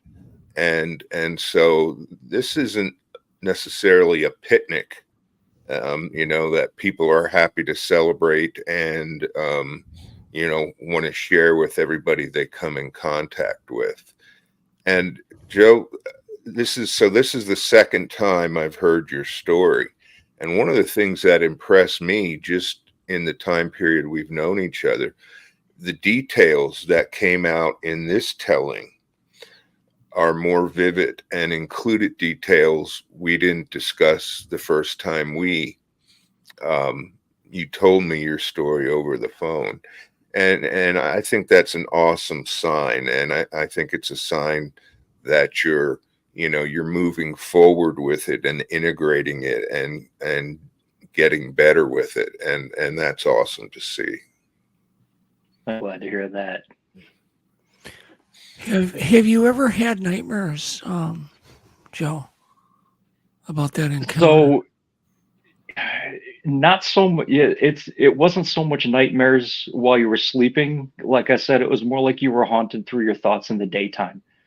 So, as especially during like that 10-year period, I never once had a dream about it, but there wasn't a day that went by that something didn't trigger the memory to run through my head.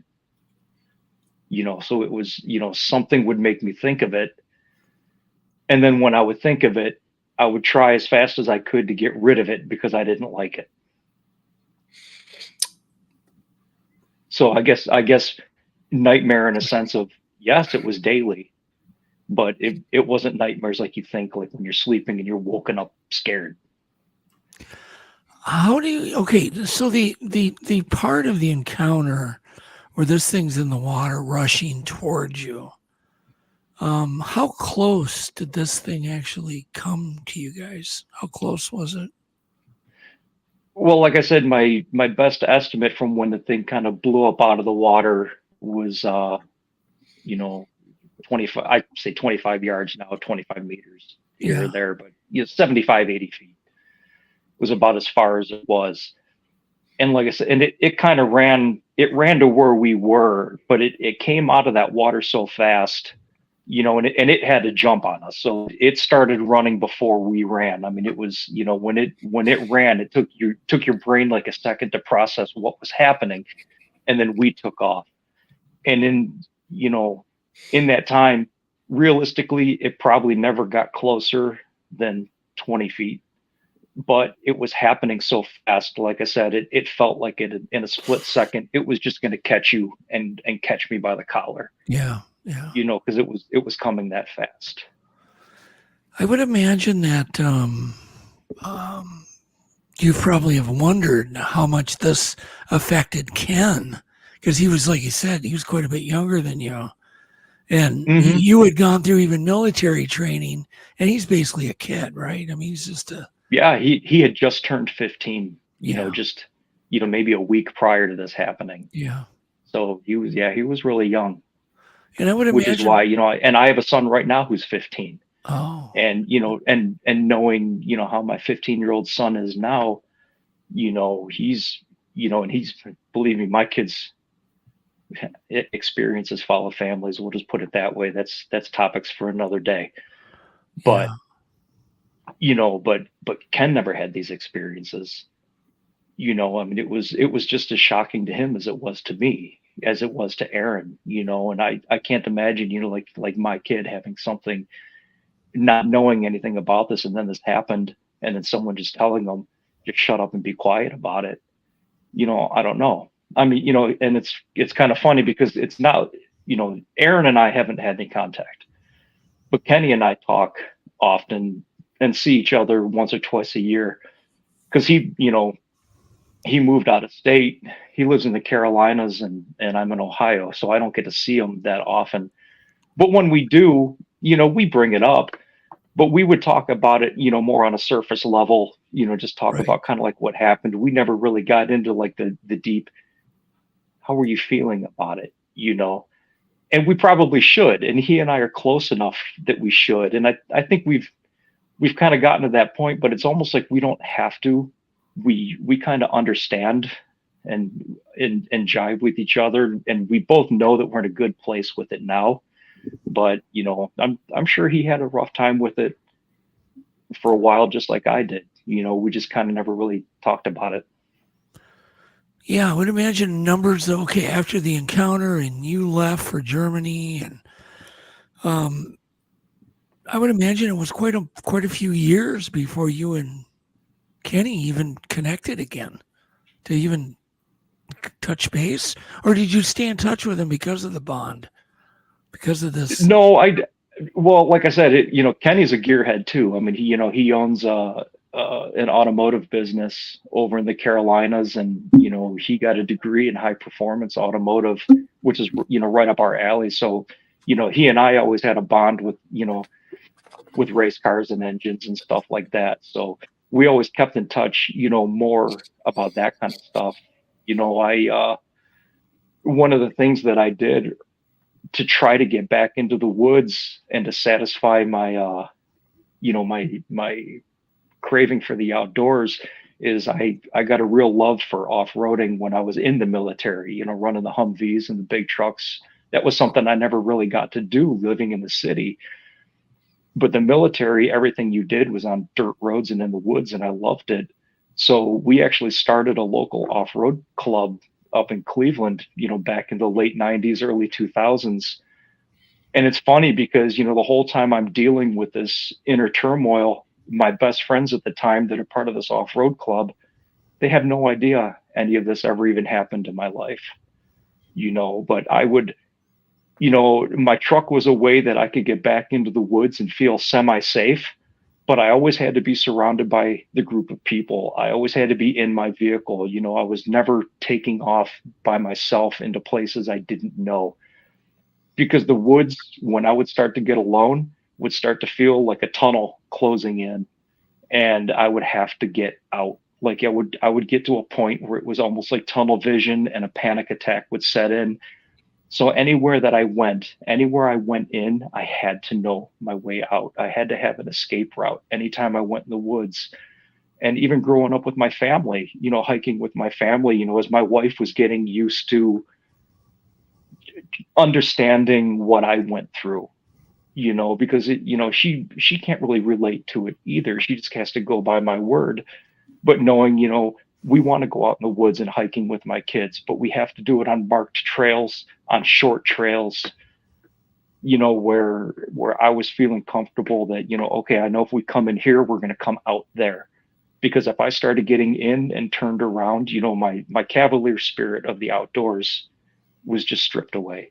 There was no more, well, let's just go in, we'll find our way out sometime. There was none of that. I had to know my way out, or I wouldn't go any farther. Wow.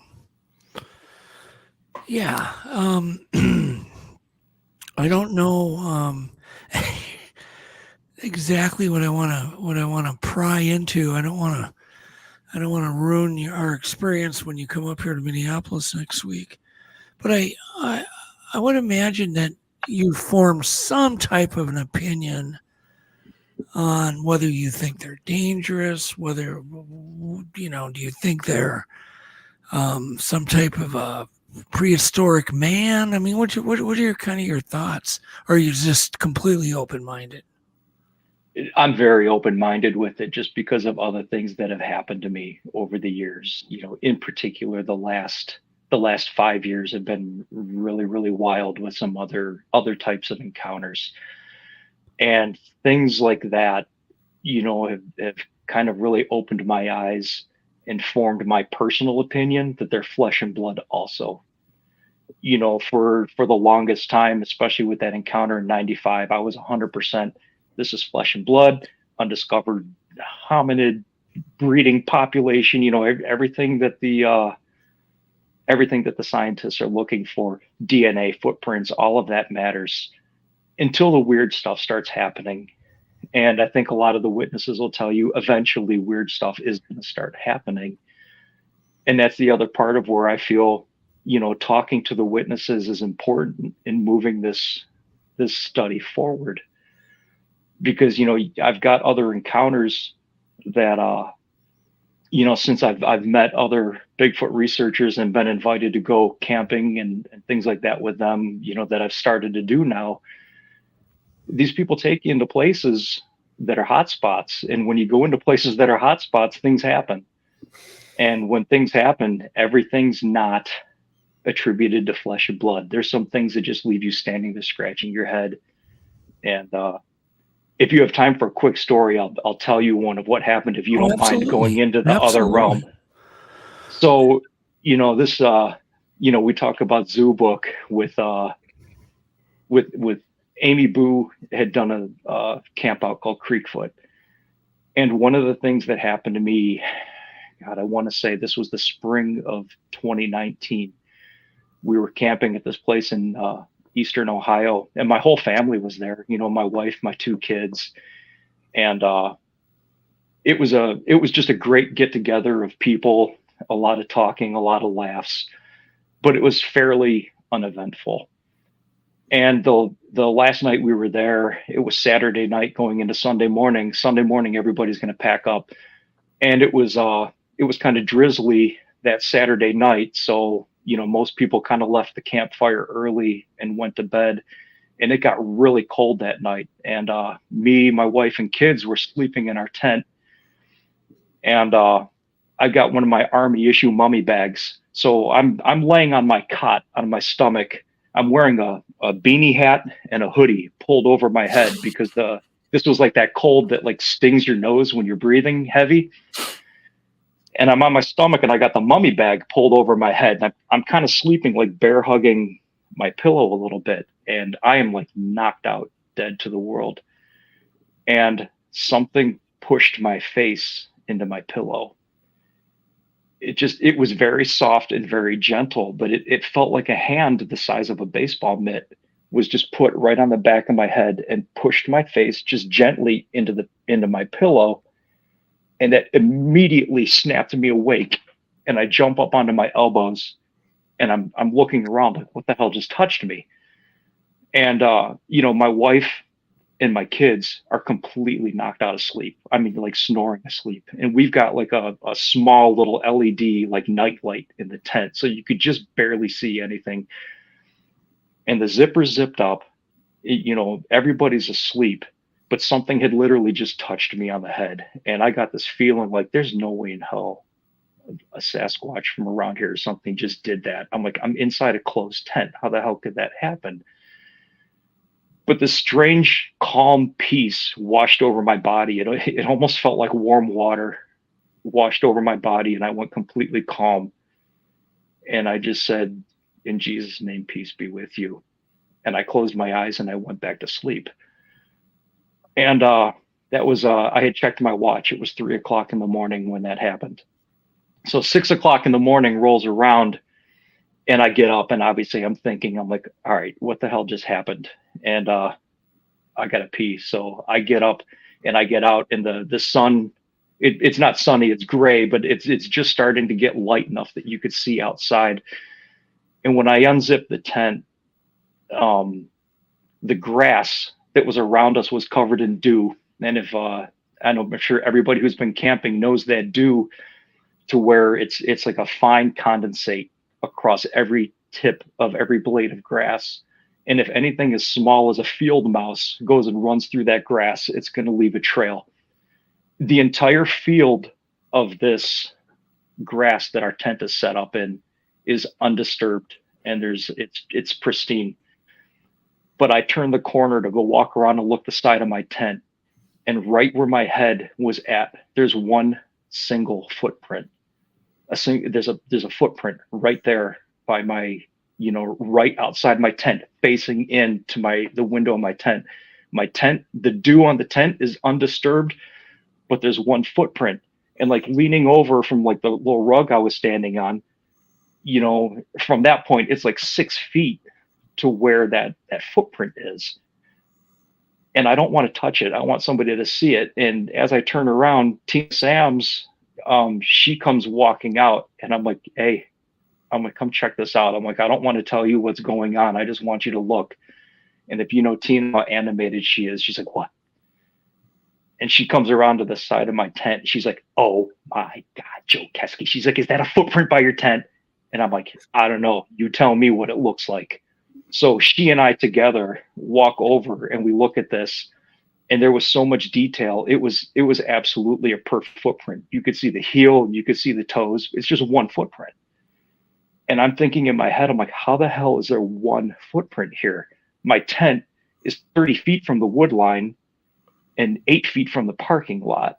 I mean, how are you going to, if you had to get a running jump from the parking lot, you had to jump 8 feet, turn 90 degrees, land on 1 foot, somehow get your hand through the fabric of my tent, push my head down. None of this is making sense. And I'm telling like Tina the story. So now more people are waking up. Amy's waking up.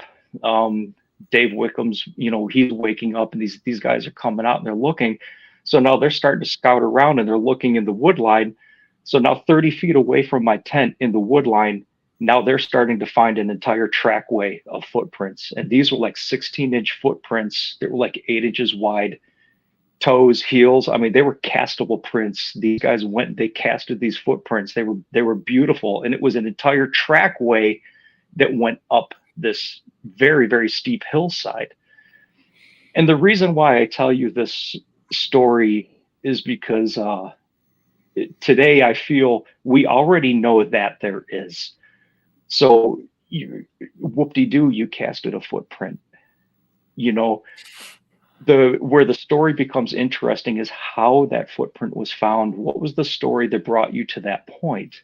And that's where I think you're going to start to find a lot of these answers. And that's why I think talking to witnesses and experiencers is going to be so important. Because I think a lot of times when people are focused on finding the footprint, what they're not focusing on is how did that footprint get discovered in the first place? If it wasn't for something so strange happening to me, I would have just woke up and started tearing my tent down. I probably never would have even noticed that there was an oddball single footprint outside the window of my tent that made me look forward, that led us to find the ones going up the hill. Because nothing else happened. There was no vocalization. There was no anything. So there was no reason for anybody to even look other than something pushed my face into this pillow, and I have no idea how it did it. And, I was told once by somebody that, we don't care about stories. We care about evidence. And, this person said this as their friend was literally sitting next to him like this because they were in a flashback moment where they had a missing time event with their Sasquatch encounter.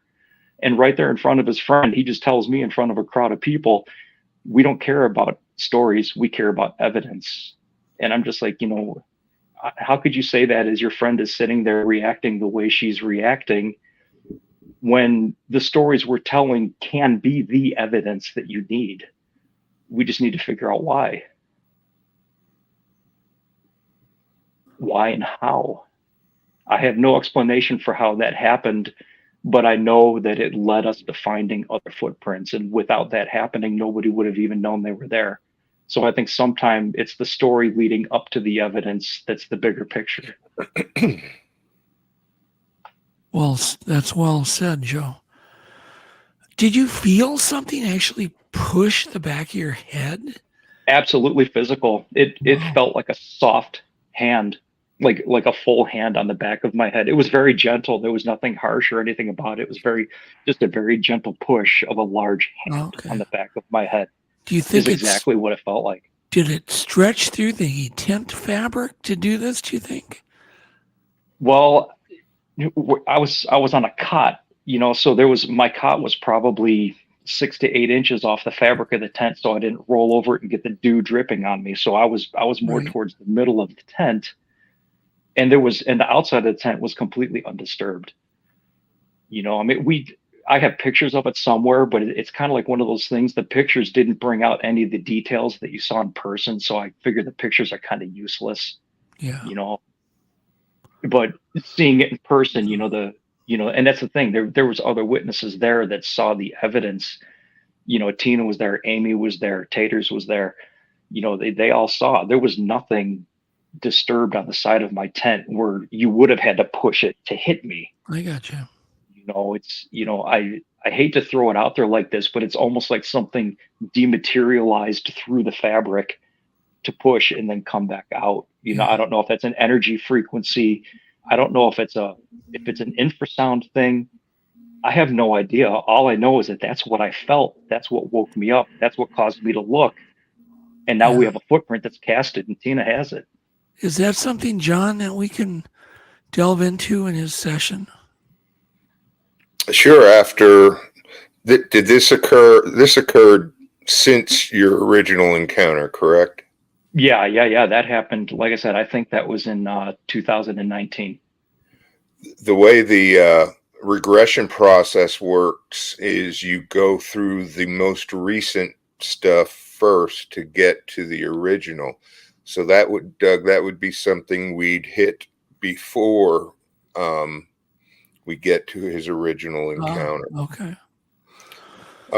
The other thing I just wanted to say, the old adage, if you get bucked off a horse, you got to get right back on it to learn to ride. And I hate to use cliches, but that's a good cliche to understand anxiety. And looking in the chat here, I'm seeing some other people relating some experiences. One of the most important things you can do is not avoid what happened to you, to try and turn and face the things that bring anxiety or fear into your life, because the more you avoid that event, the deeper the anxiety gets its claws into you. And so developing some calming and relaxation skills, and then learning to turn and face that trauma or that experience, even if it's not traumatic, or even if it's just retelling the story over and over again. All these things are important things to do if you don't want the anxiety to begin to control your life and spread to other areas of your life. So, avoidance is not your friend if you've had this kind of experience. Facing it, telling about it, you gradually get desensitized or used to it. And that's how you treat anxiety in general, is learning to face the things that provoke the anxiety. Beautiful. Alex, do you have a question for Joe? Yeah, Joe. Do you want to talk a little bit about the sketches Sibylla did? Sure. Of your encounter. Is there a way you can zoom in on the head a little bit, just a little bit more? Yeah, I should be able to do that. And then lower it. There we go. Thank you. Yeah, so when Sibylla and I were going through that, she had asked me, the little bit of a facial thing that she put on there was just a little bit of artistic license. But that isn't that's the only part of the sketch that I don't remember at all. I think she just kind of put it there, just to make it, everybody understand that's about where the face would be. But if you can just imagine, the white portion of like the lips and the tip of the nose, in my memory that I recollect, I don't see any of that. I just see like a dark silhouette, like it was a shadow person essentially. But it was solid. It was biological. It was muscular, and you could, like I said, I didn't see any hair, but I always kind of figured that if it was hairy, that's probably because it was wet and everything was slicked down, because I was seeing the muscle definition and the moonlight highlighting I guess you could say the high points of the muscles. So I could definitely see the definition in the moonlight. Yeah, that thing was quite fit, wasn't it? Very much so. Yeah, it definitely looked like an athlete, and that's why I think my brain was like kind of short circuiting as I was running, because it's like it's a naked guy, but it wasn't. It looked like a naked human, but the proportions were just crazy wrong. Yeah. And not to mention, everything else leading up to it, the scream. I'm a metalhead. I've been to hundreds of heavy metal concerts. I know the best human screamers in the world, and nobody ever come close to what this thing did. And I don't know an athlete today that can run through, 5 or 6 feet deep water. Sibylla still owes Barnaby $10 for modeling for the drawing. Yeah, I wish. So, the shoulders. Everybody describes how broad the shoulders are, Joe. Was that one of the areas that was just so out of proportion? Was the width of the shoulders? Yes, definitely. The shoulders and the head, like I said, was like the very first thing my brain went to was football player shoulder pads with the helmet. But it was all, like I said, it was all biological. It was muscle mass and bone. It wasn't it definitely wasn't a suit, and it wasn't some type of a costume where it was individual pieces. It was all one biological unit that was moving. I mean, the thing was moving. You know, it was just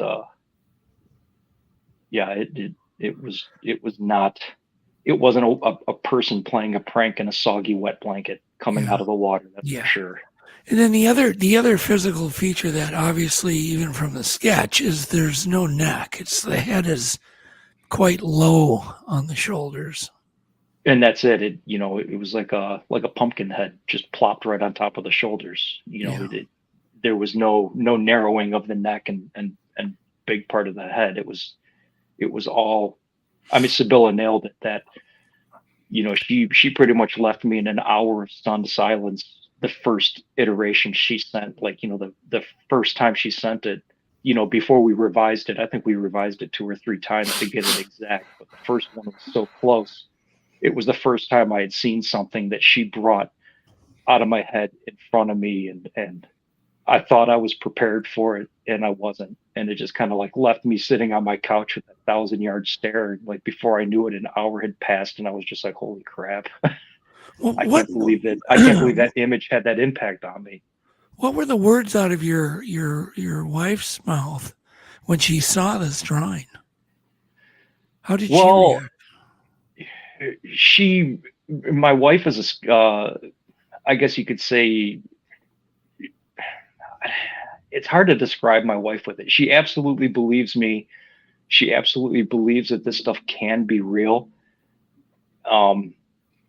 But I think she chooses to not engage too deeply into it. I don't know if it scares her, more than she lets on, or what it is. But she keeps it very surface level, and she's obviously, she's very supportive, and she knows everything that goes on, and she goes to the events with me and everything like that. But I almost think she, mentally, she keeps everything at a distance, because at the end of the day, we all still want to enjoy the woods. Yeah. So I've got a question for you, John. Is there, and maybe you don't have an answer, but I would think of anybody here in this room, this round table, would be you. Would there be an advantage to having the head so low on the shoulders, a physical advantage to that in the woods, or hunting, or living in the wild? Boy, I that's really not my ballpark. I mean, to me, I'm not sure if it's the shoulder, or if the head is that low, or its trapezii are that developed. The muscles that go, attach from your shoulder to your neck. It seems to me that it's just really, really developed trapezii, and it makes me wonder. It makes me wonder how often they're moving through the woods, putting their heads down and lifting them back up, or how else they might be using their head and neck to do some of the things that people report they do, because those are some massive trapezii there, is what I see. You would think, wouldn't you think, John, that would inhibit, looking right and left, you know what I mean? Rotating your head, or do you think it wouldn't? A little bit, but I mean, I think you'd bump your shoulder with your chin before your trapezii would limit you. I mean, those shoulders are massive, and as somebody who used to play football, of course, the helmet was limiting your turn in your neck, but you'd frequently turn your head, and your chin would bump your shoulders. muscle tissue is flexible and stretches. And so as long as the creature, turns their head and keeps those muscles mobile and stretching, I mean, they'd be able to turn their head quite a bit. And I think the shoulders would be more of a limiting factor than the trapezii. That's interesting. So Joe, when this creature froze, you describe it's like a soldier standing at, ready to salute. The position of it. Yeah, at the position of attention is basically how I remember standing there.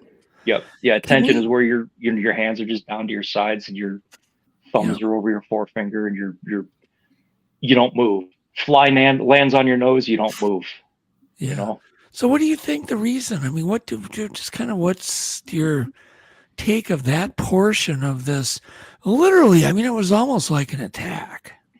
Well, so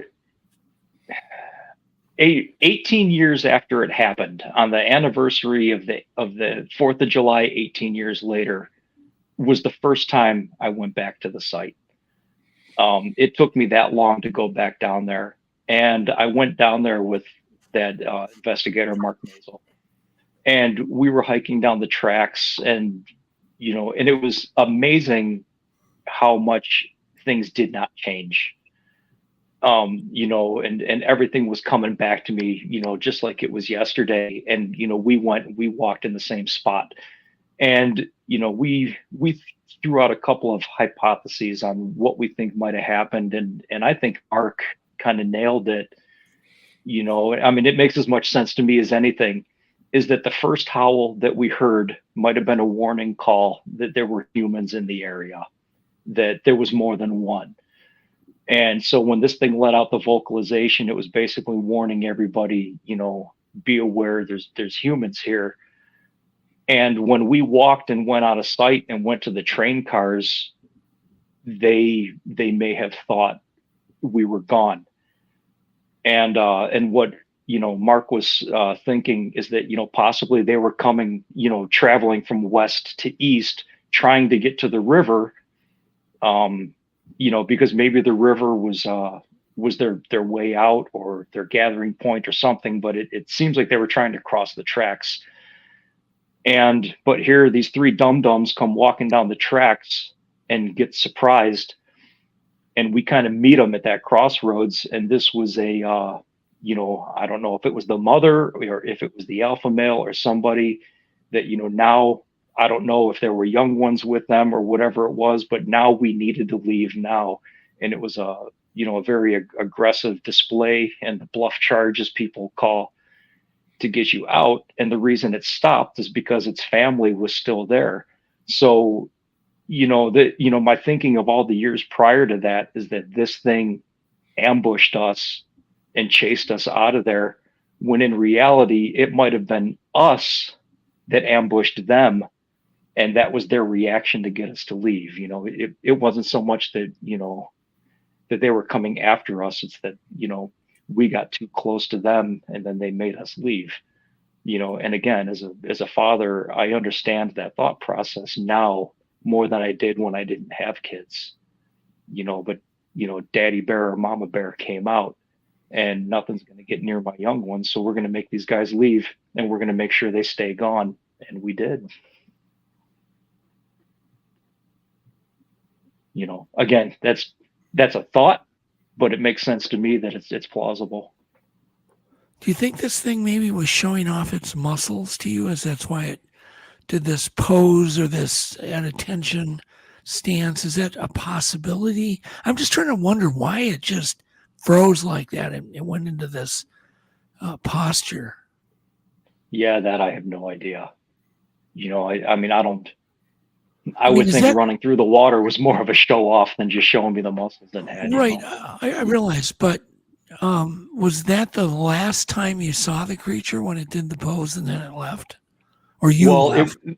The thing was, so you got to remember, when we were on the train tracks, everything was wide open. So I kept looking over my shoulder and, from the point where the creature was back to the car, was like 3/8 of a mile. I mean, it was a run, straight line down the tracks.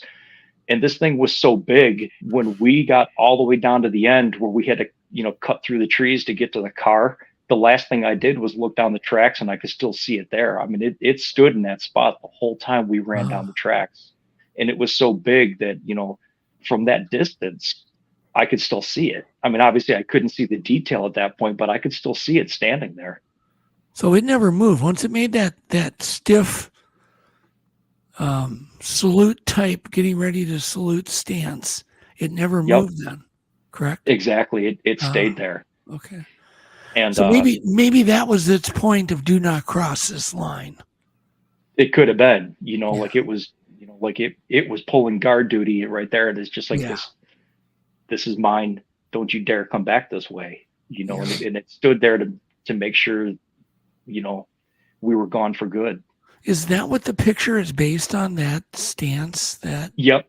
Oh, that's exactly it. Yep. I went back. So Sibylla and I started this. So maybe it was 2017 that Mark and I went back, maybe not 2018, because it was right around that time that I went back there for the first time, was when I was doing the regression, or the sketch with Sibylla. And I went back there with Mark. Then I took a picture of the site, and I took a picture for Sibylla so that she could do that background. She had wanted me to take a nighttime picture, and I wouldn't go back there at night. I've still never been back there at night. I drove through there today. I went to dinner with my in-laws for my mother-in-law's birthday and drove right past the spot twice. I go through there all the time, but I've never hiked down those tracks again at night. Today I would, but I haven't. Kind of don't blame you. Does anybody else have any questions before we kind of wrap the show up and leave it on a great note? You said that when it was coming out of the water, it was like throwing roundhouses. Did you notice, was it going like overhanded like this, or around from the sides, or underhanded, or how would you describe the movement of the arms? No, they were. It was more like you were thrusting to gain momentum. So it kind of looked like roundhouse punches, but it was more of like an upward throw, like it was throwing its weight. Exactly the same way I think a human would try to run through water. If you tried to run as fast as you can, and you were trying to use every ounce of your being to do it, it was doing like that same type of emotion. I know, like a lot of the times you hear people describe the rock throwing as always underhanded.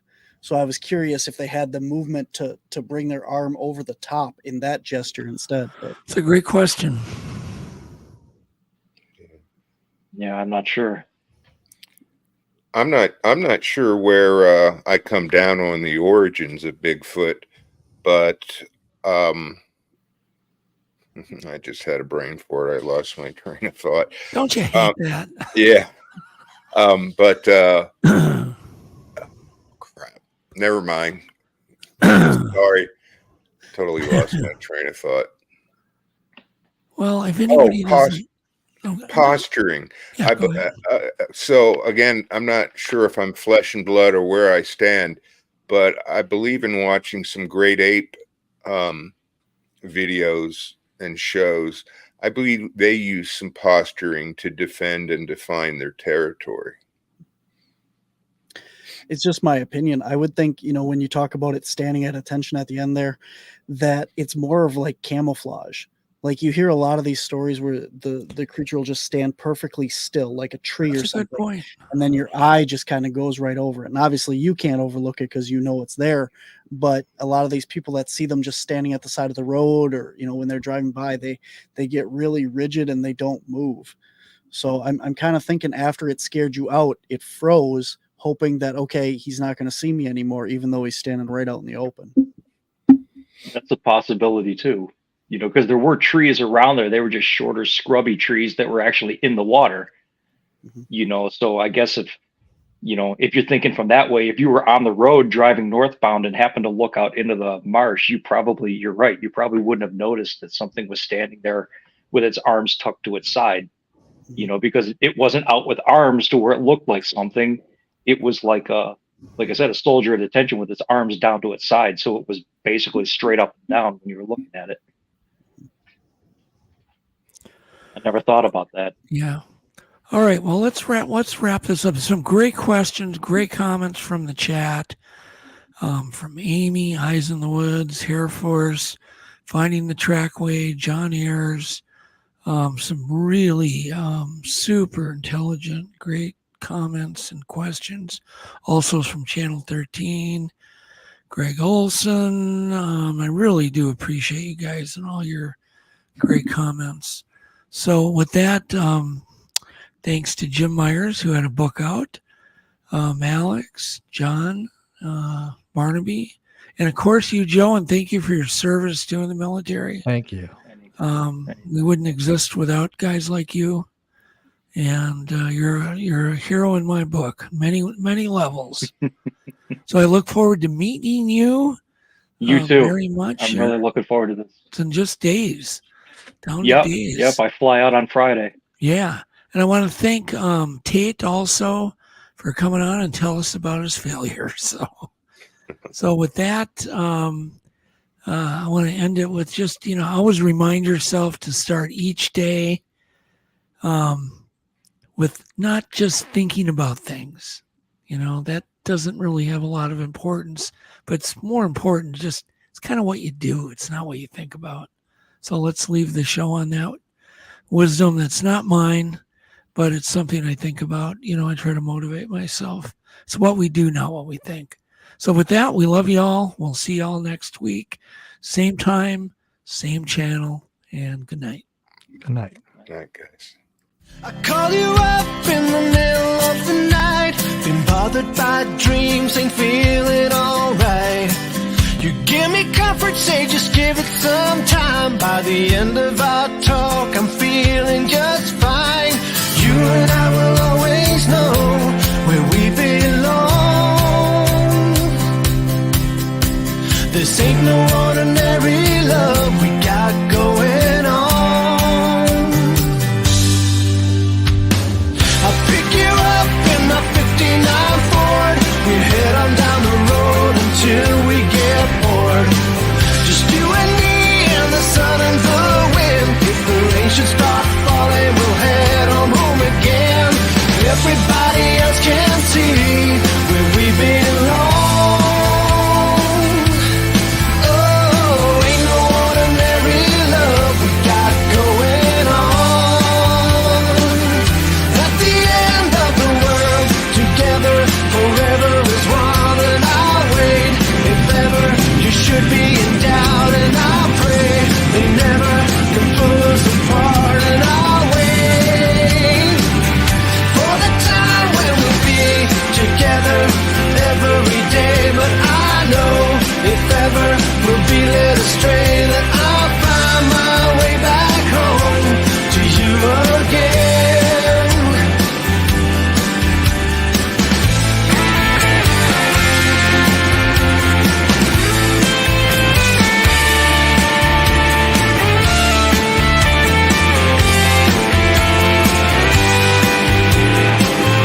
At the end of the world, together forever is one, and I'll wait. If ever you should be in doubt, and I pray they never can pull us apart, and I'll wait. At the end of the world, together forever is one, and I'll wait. If ever you should be in doubt,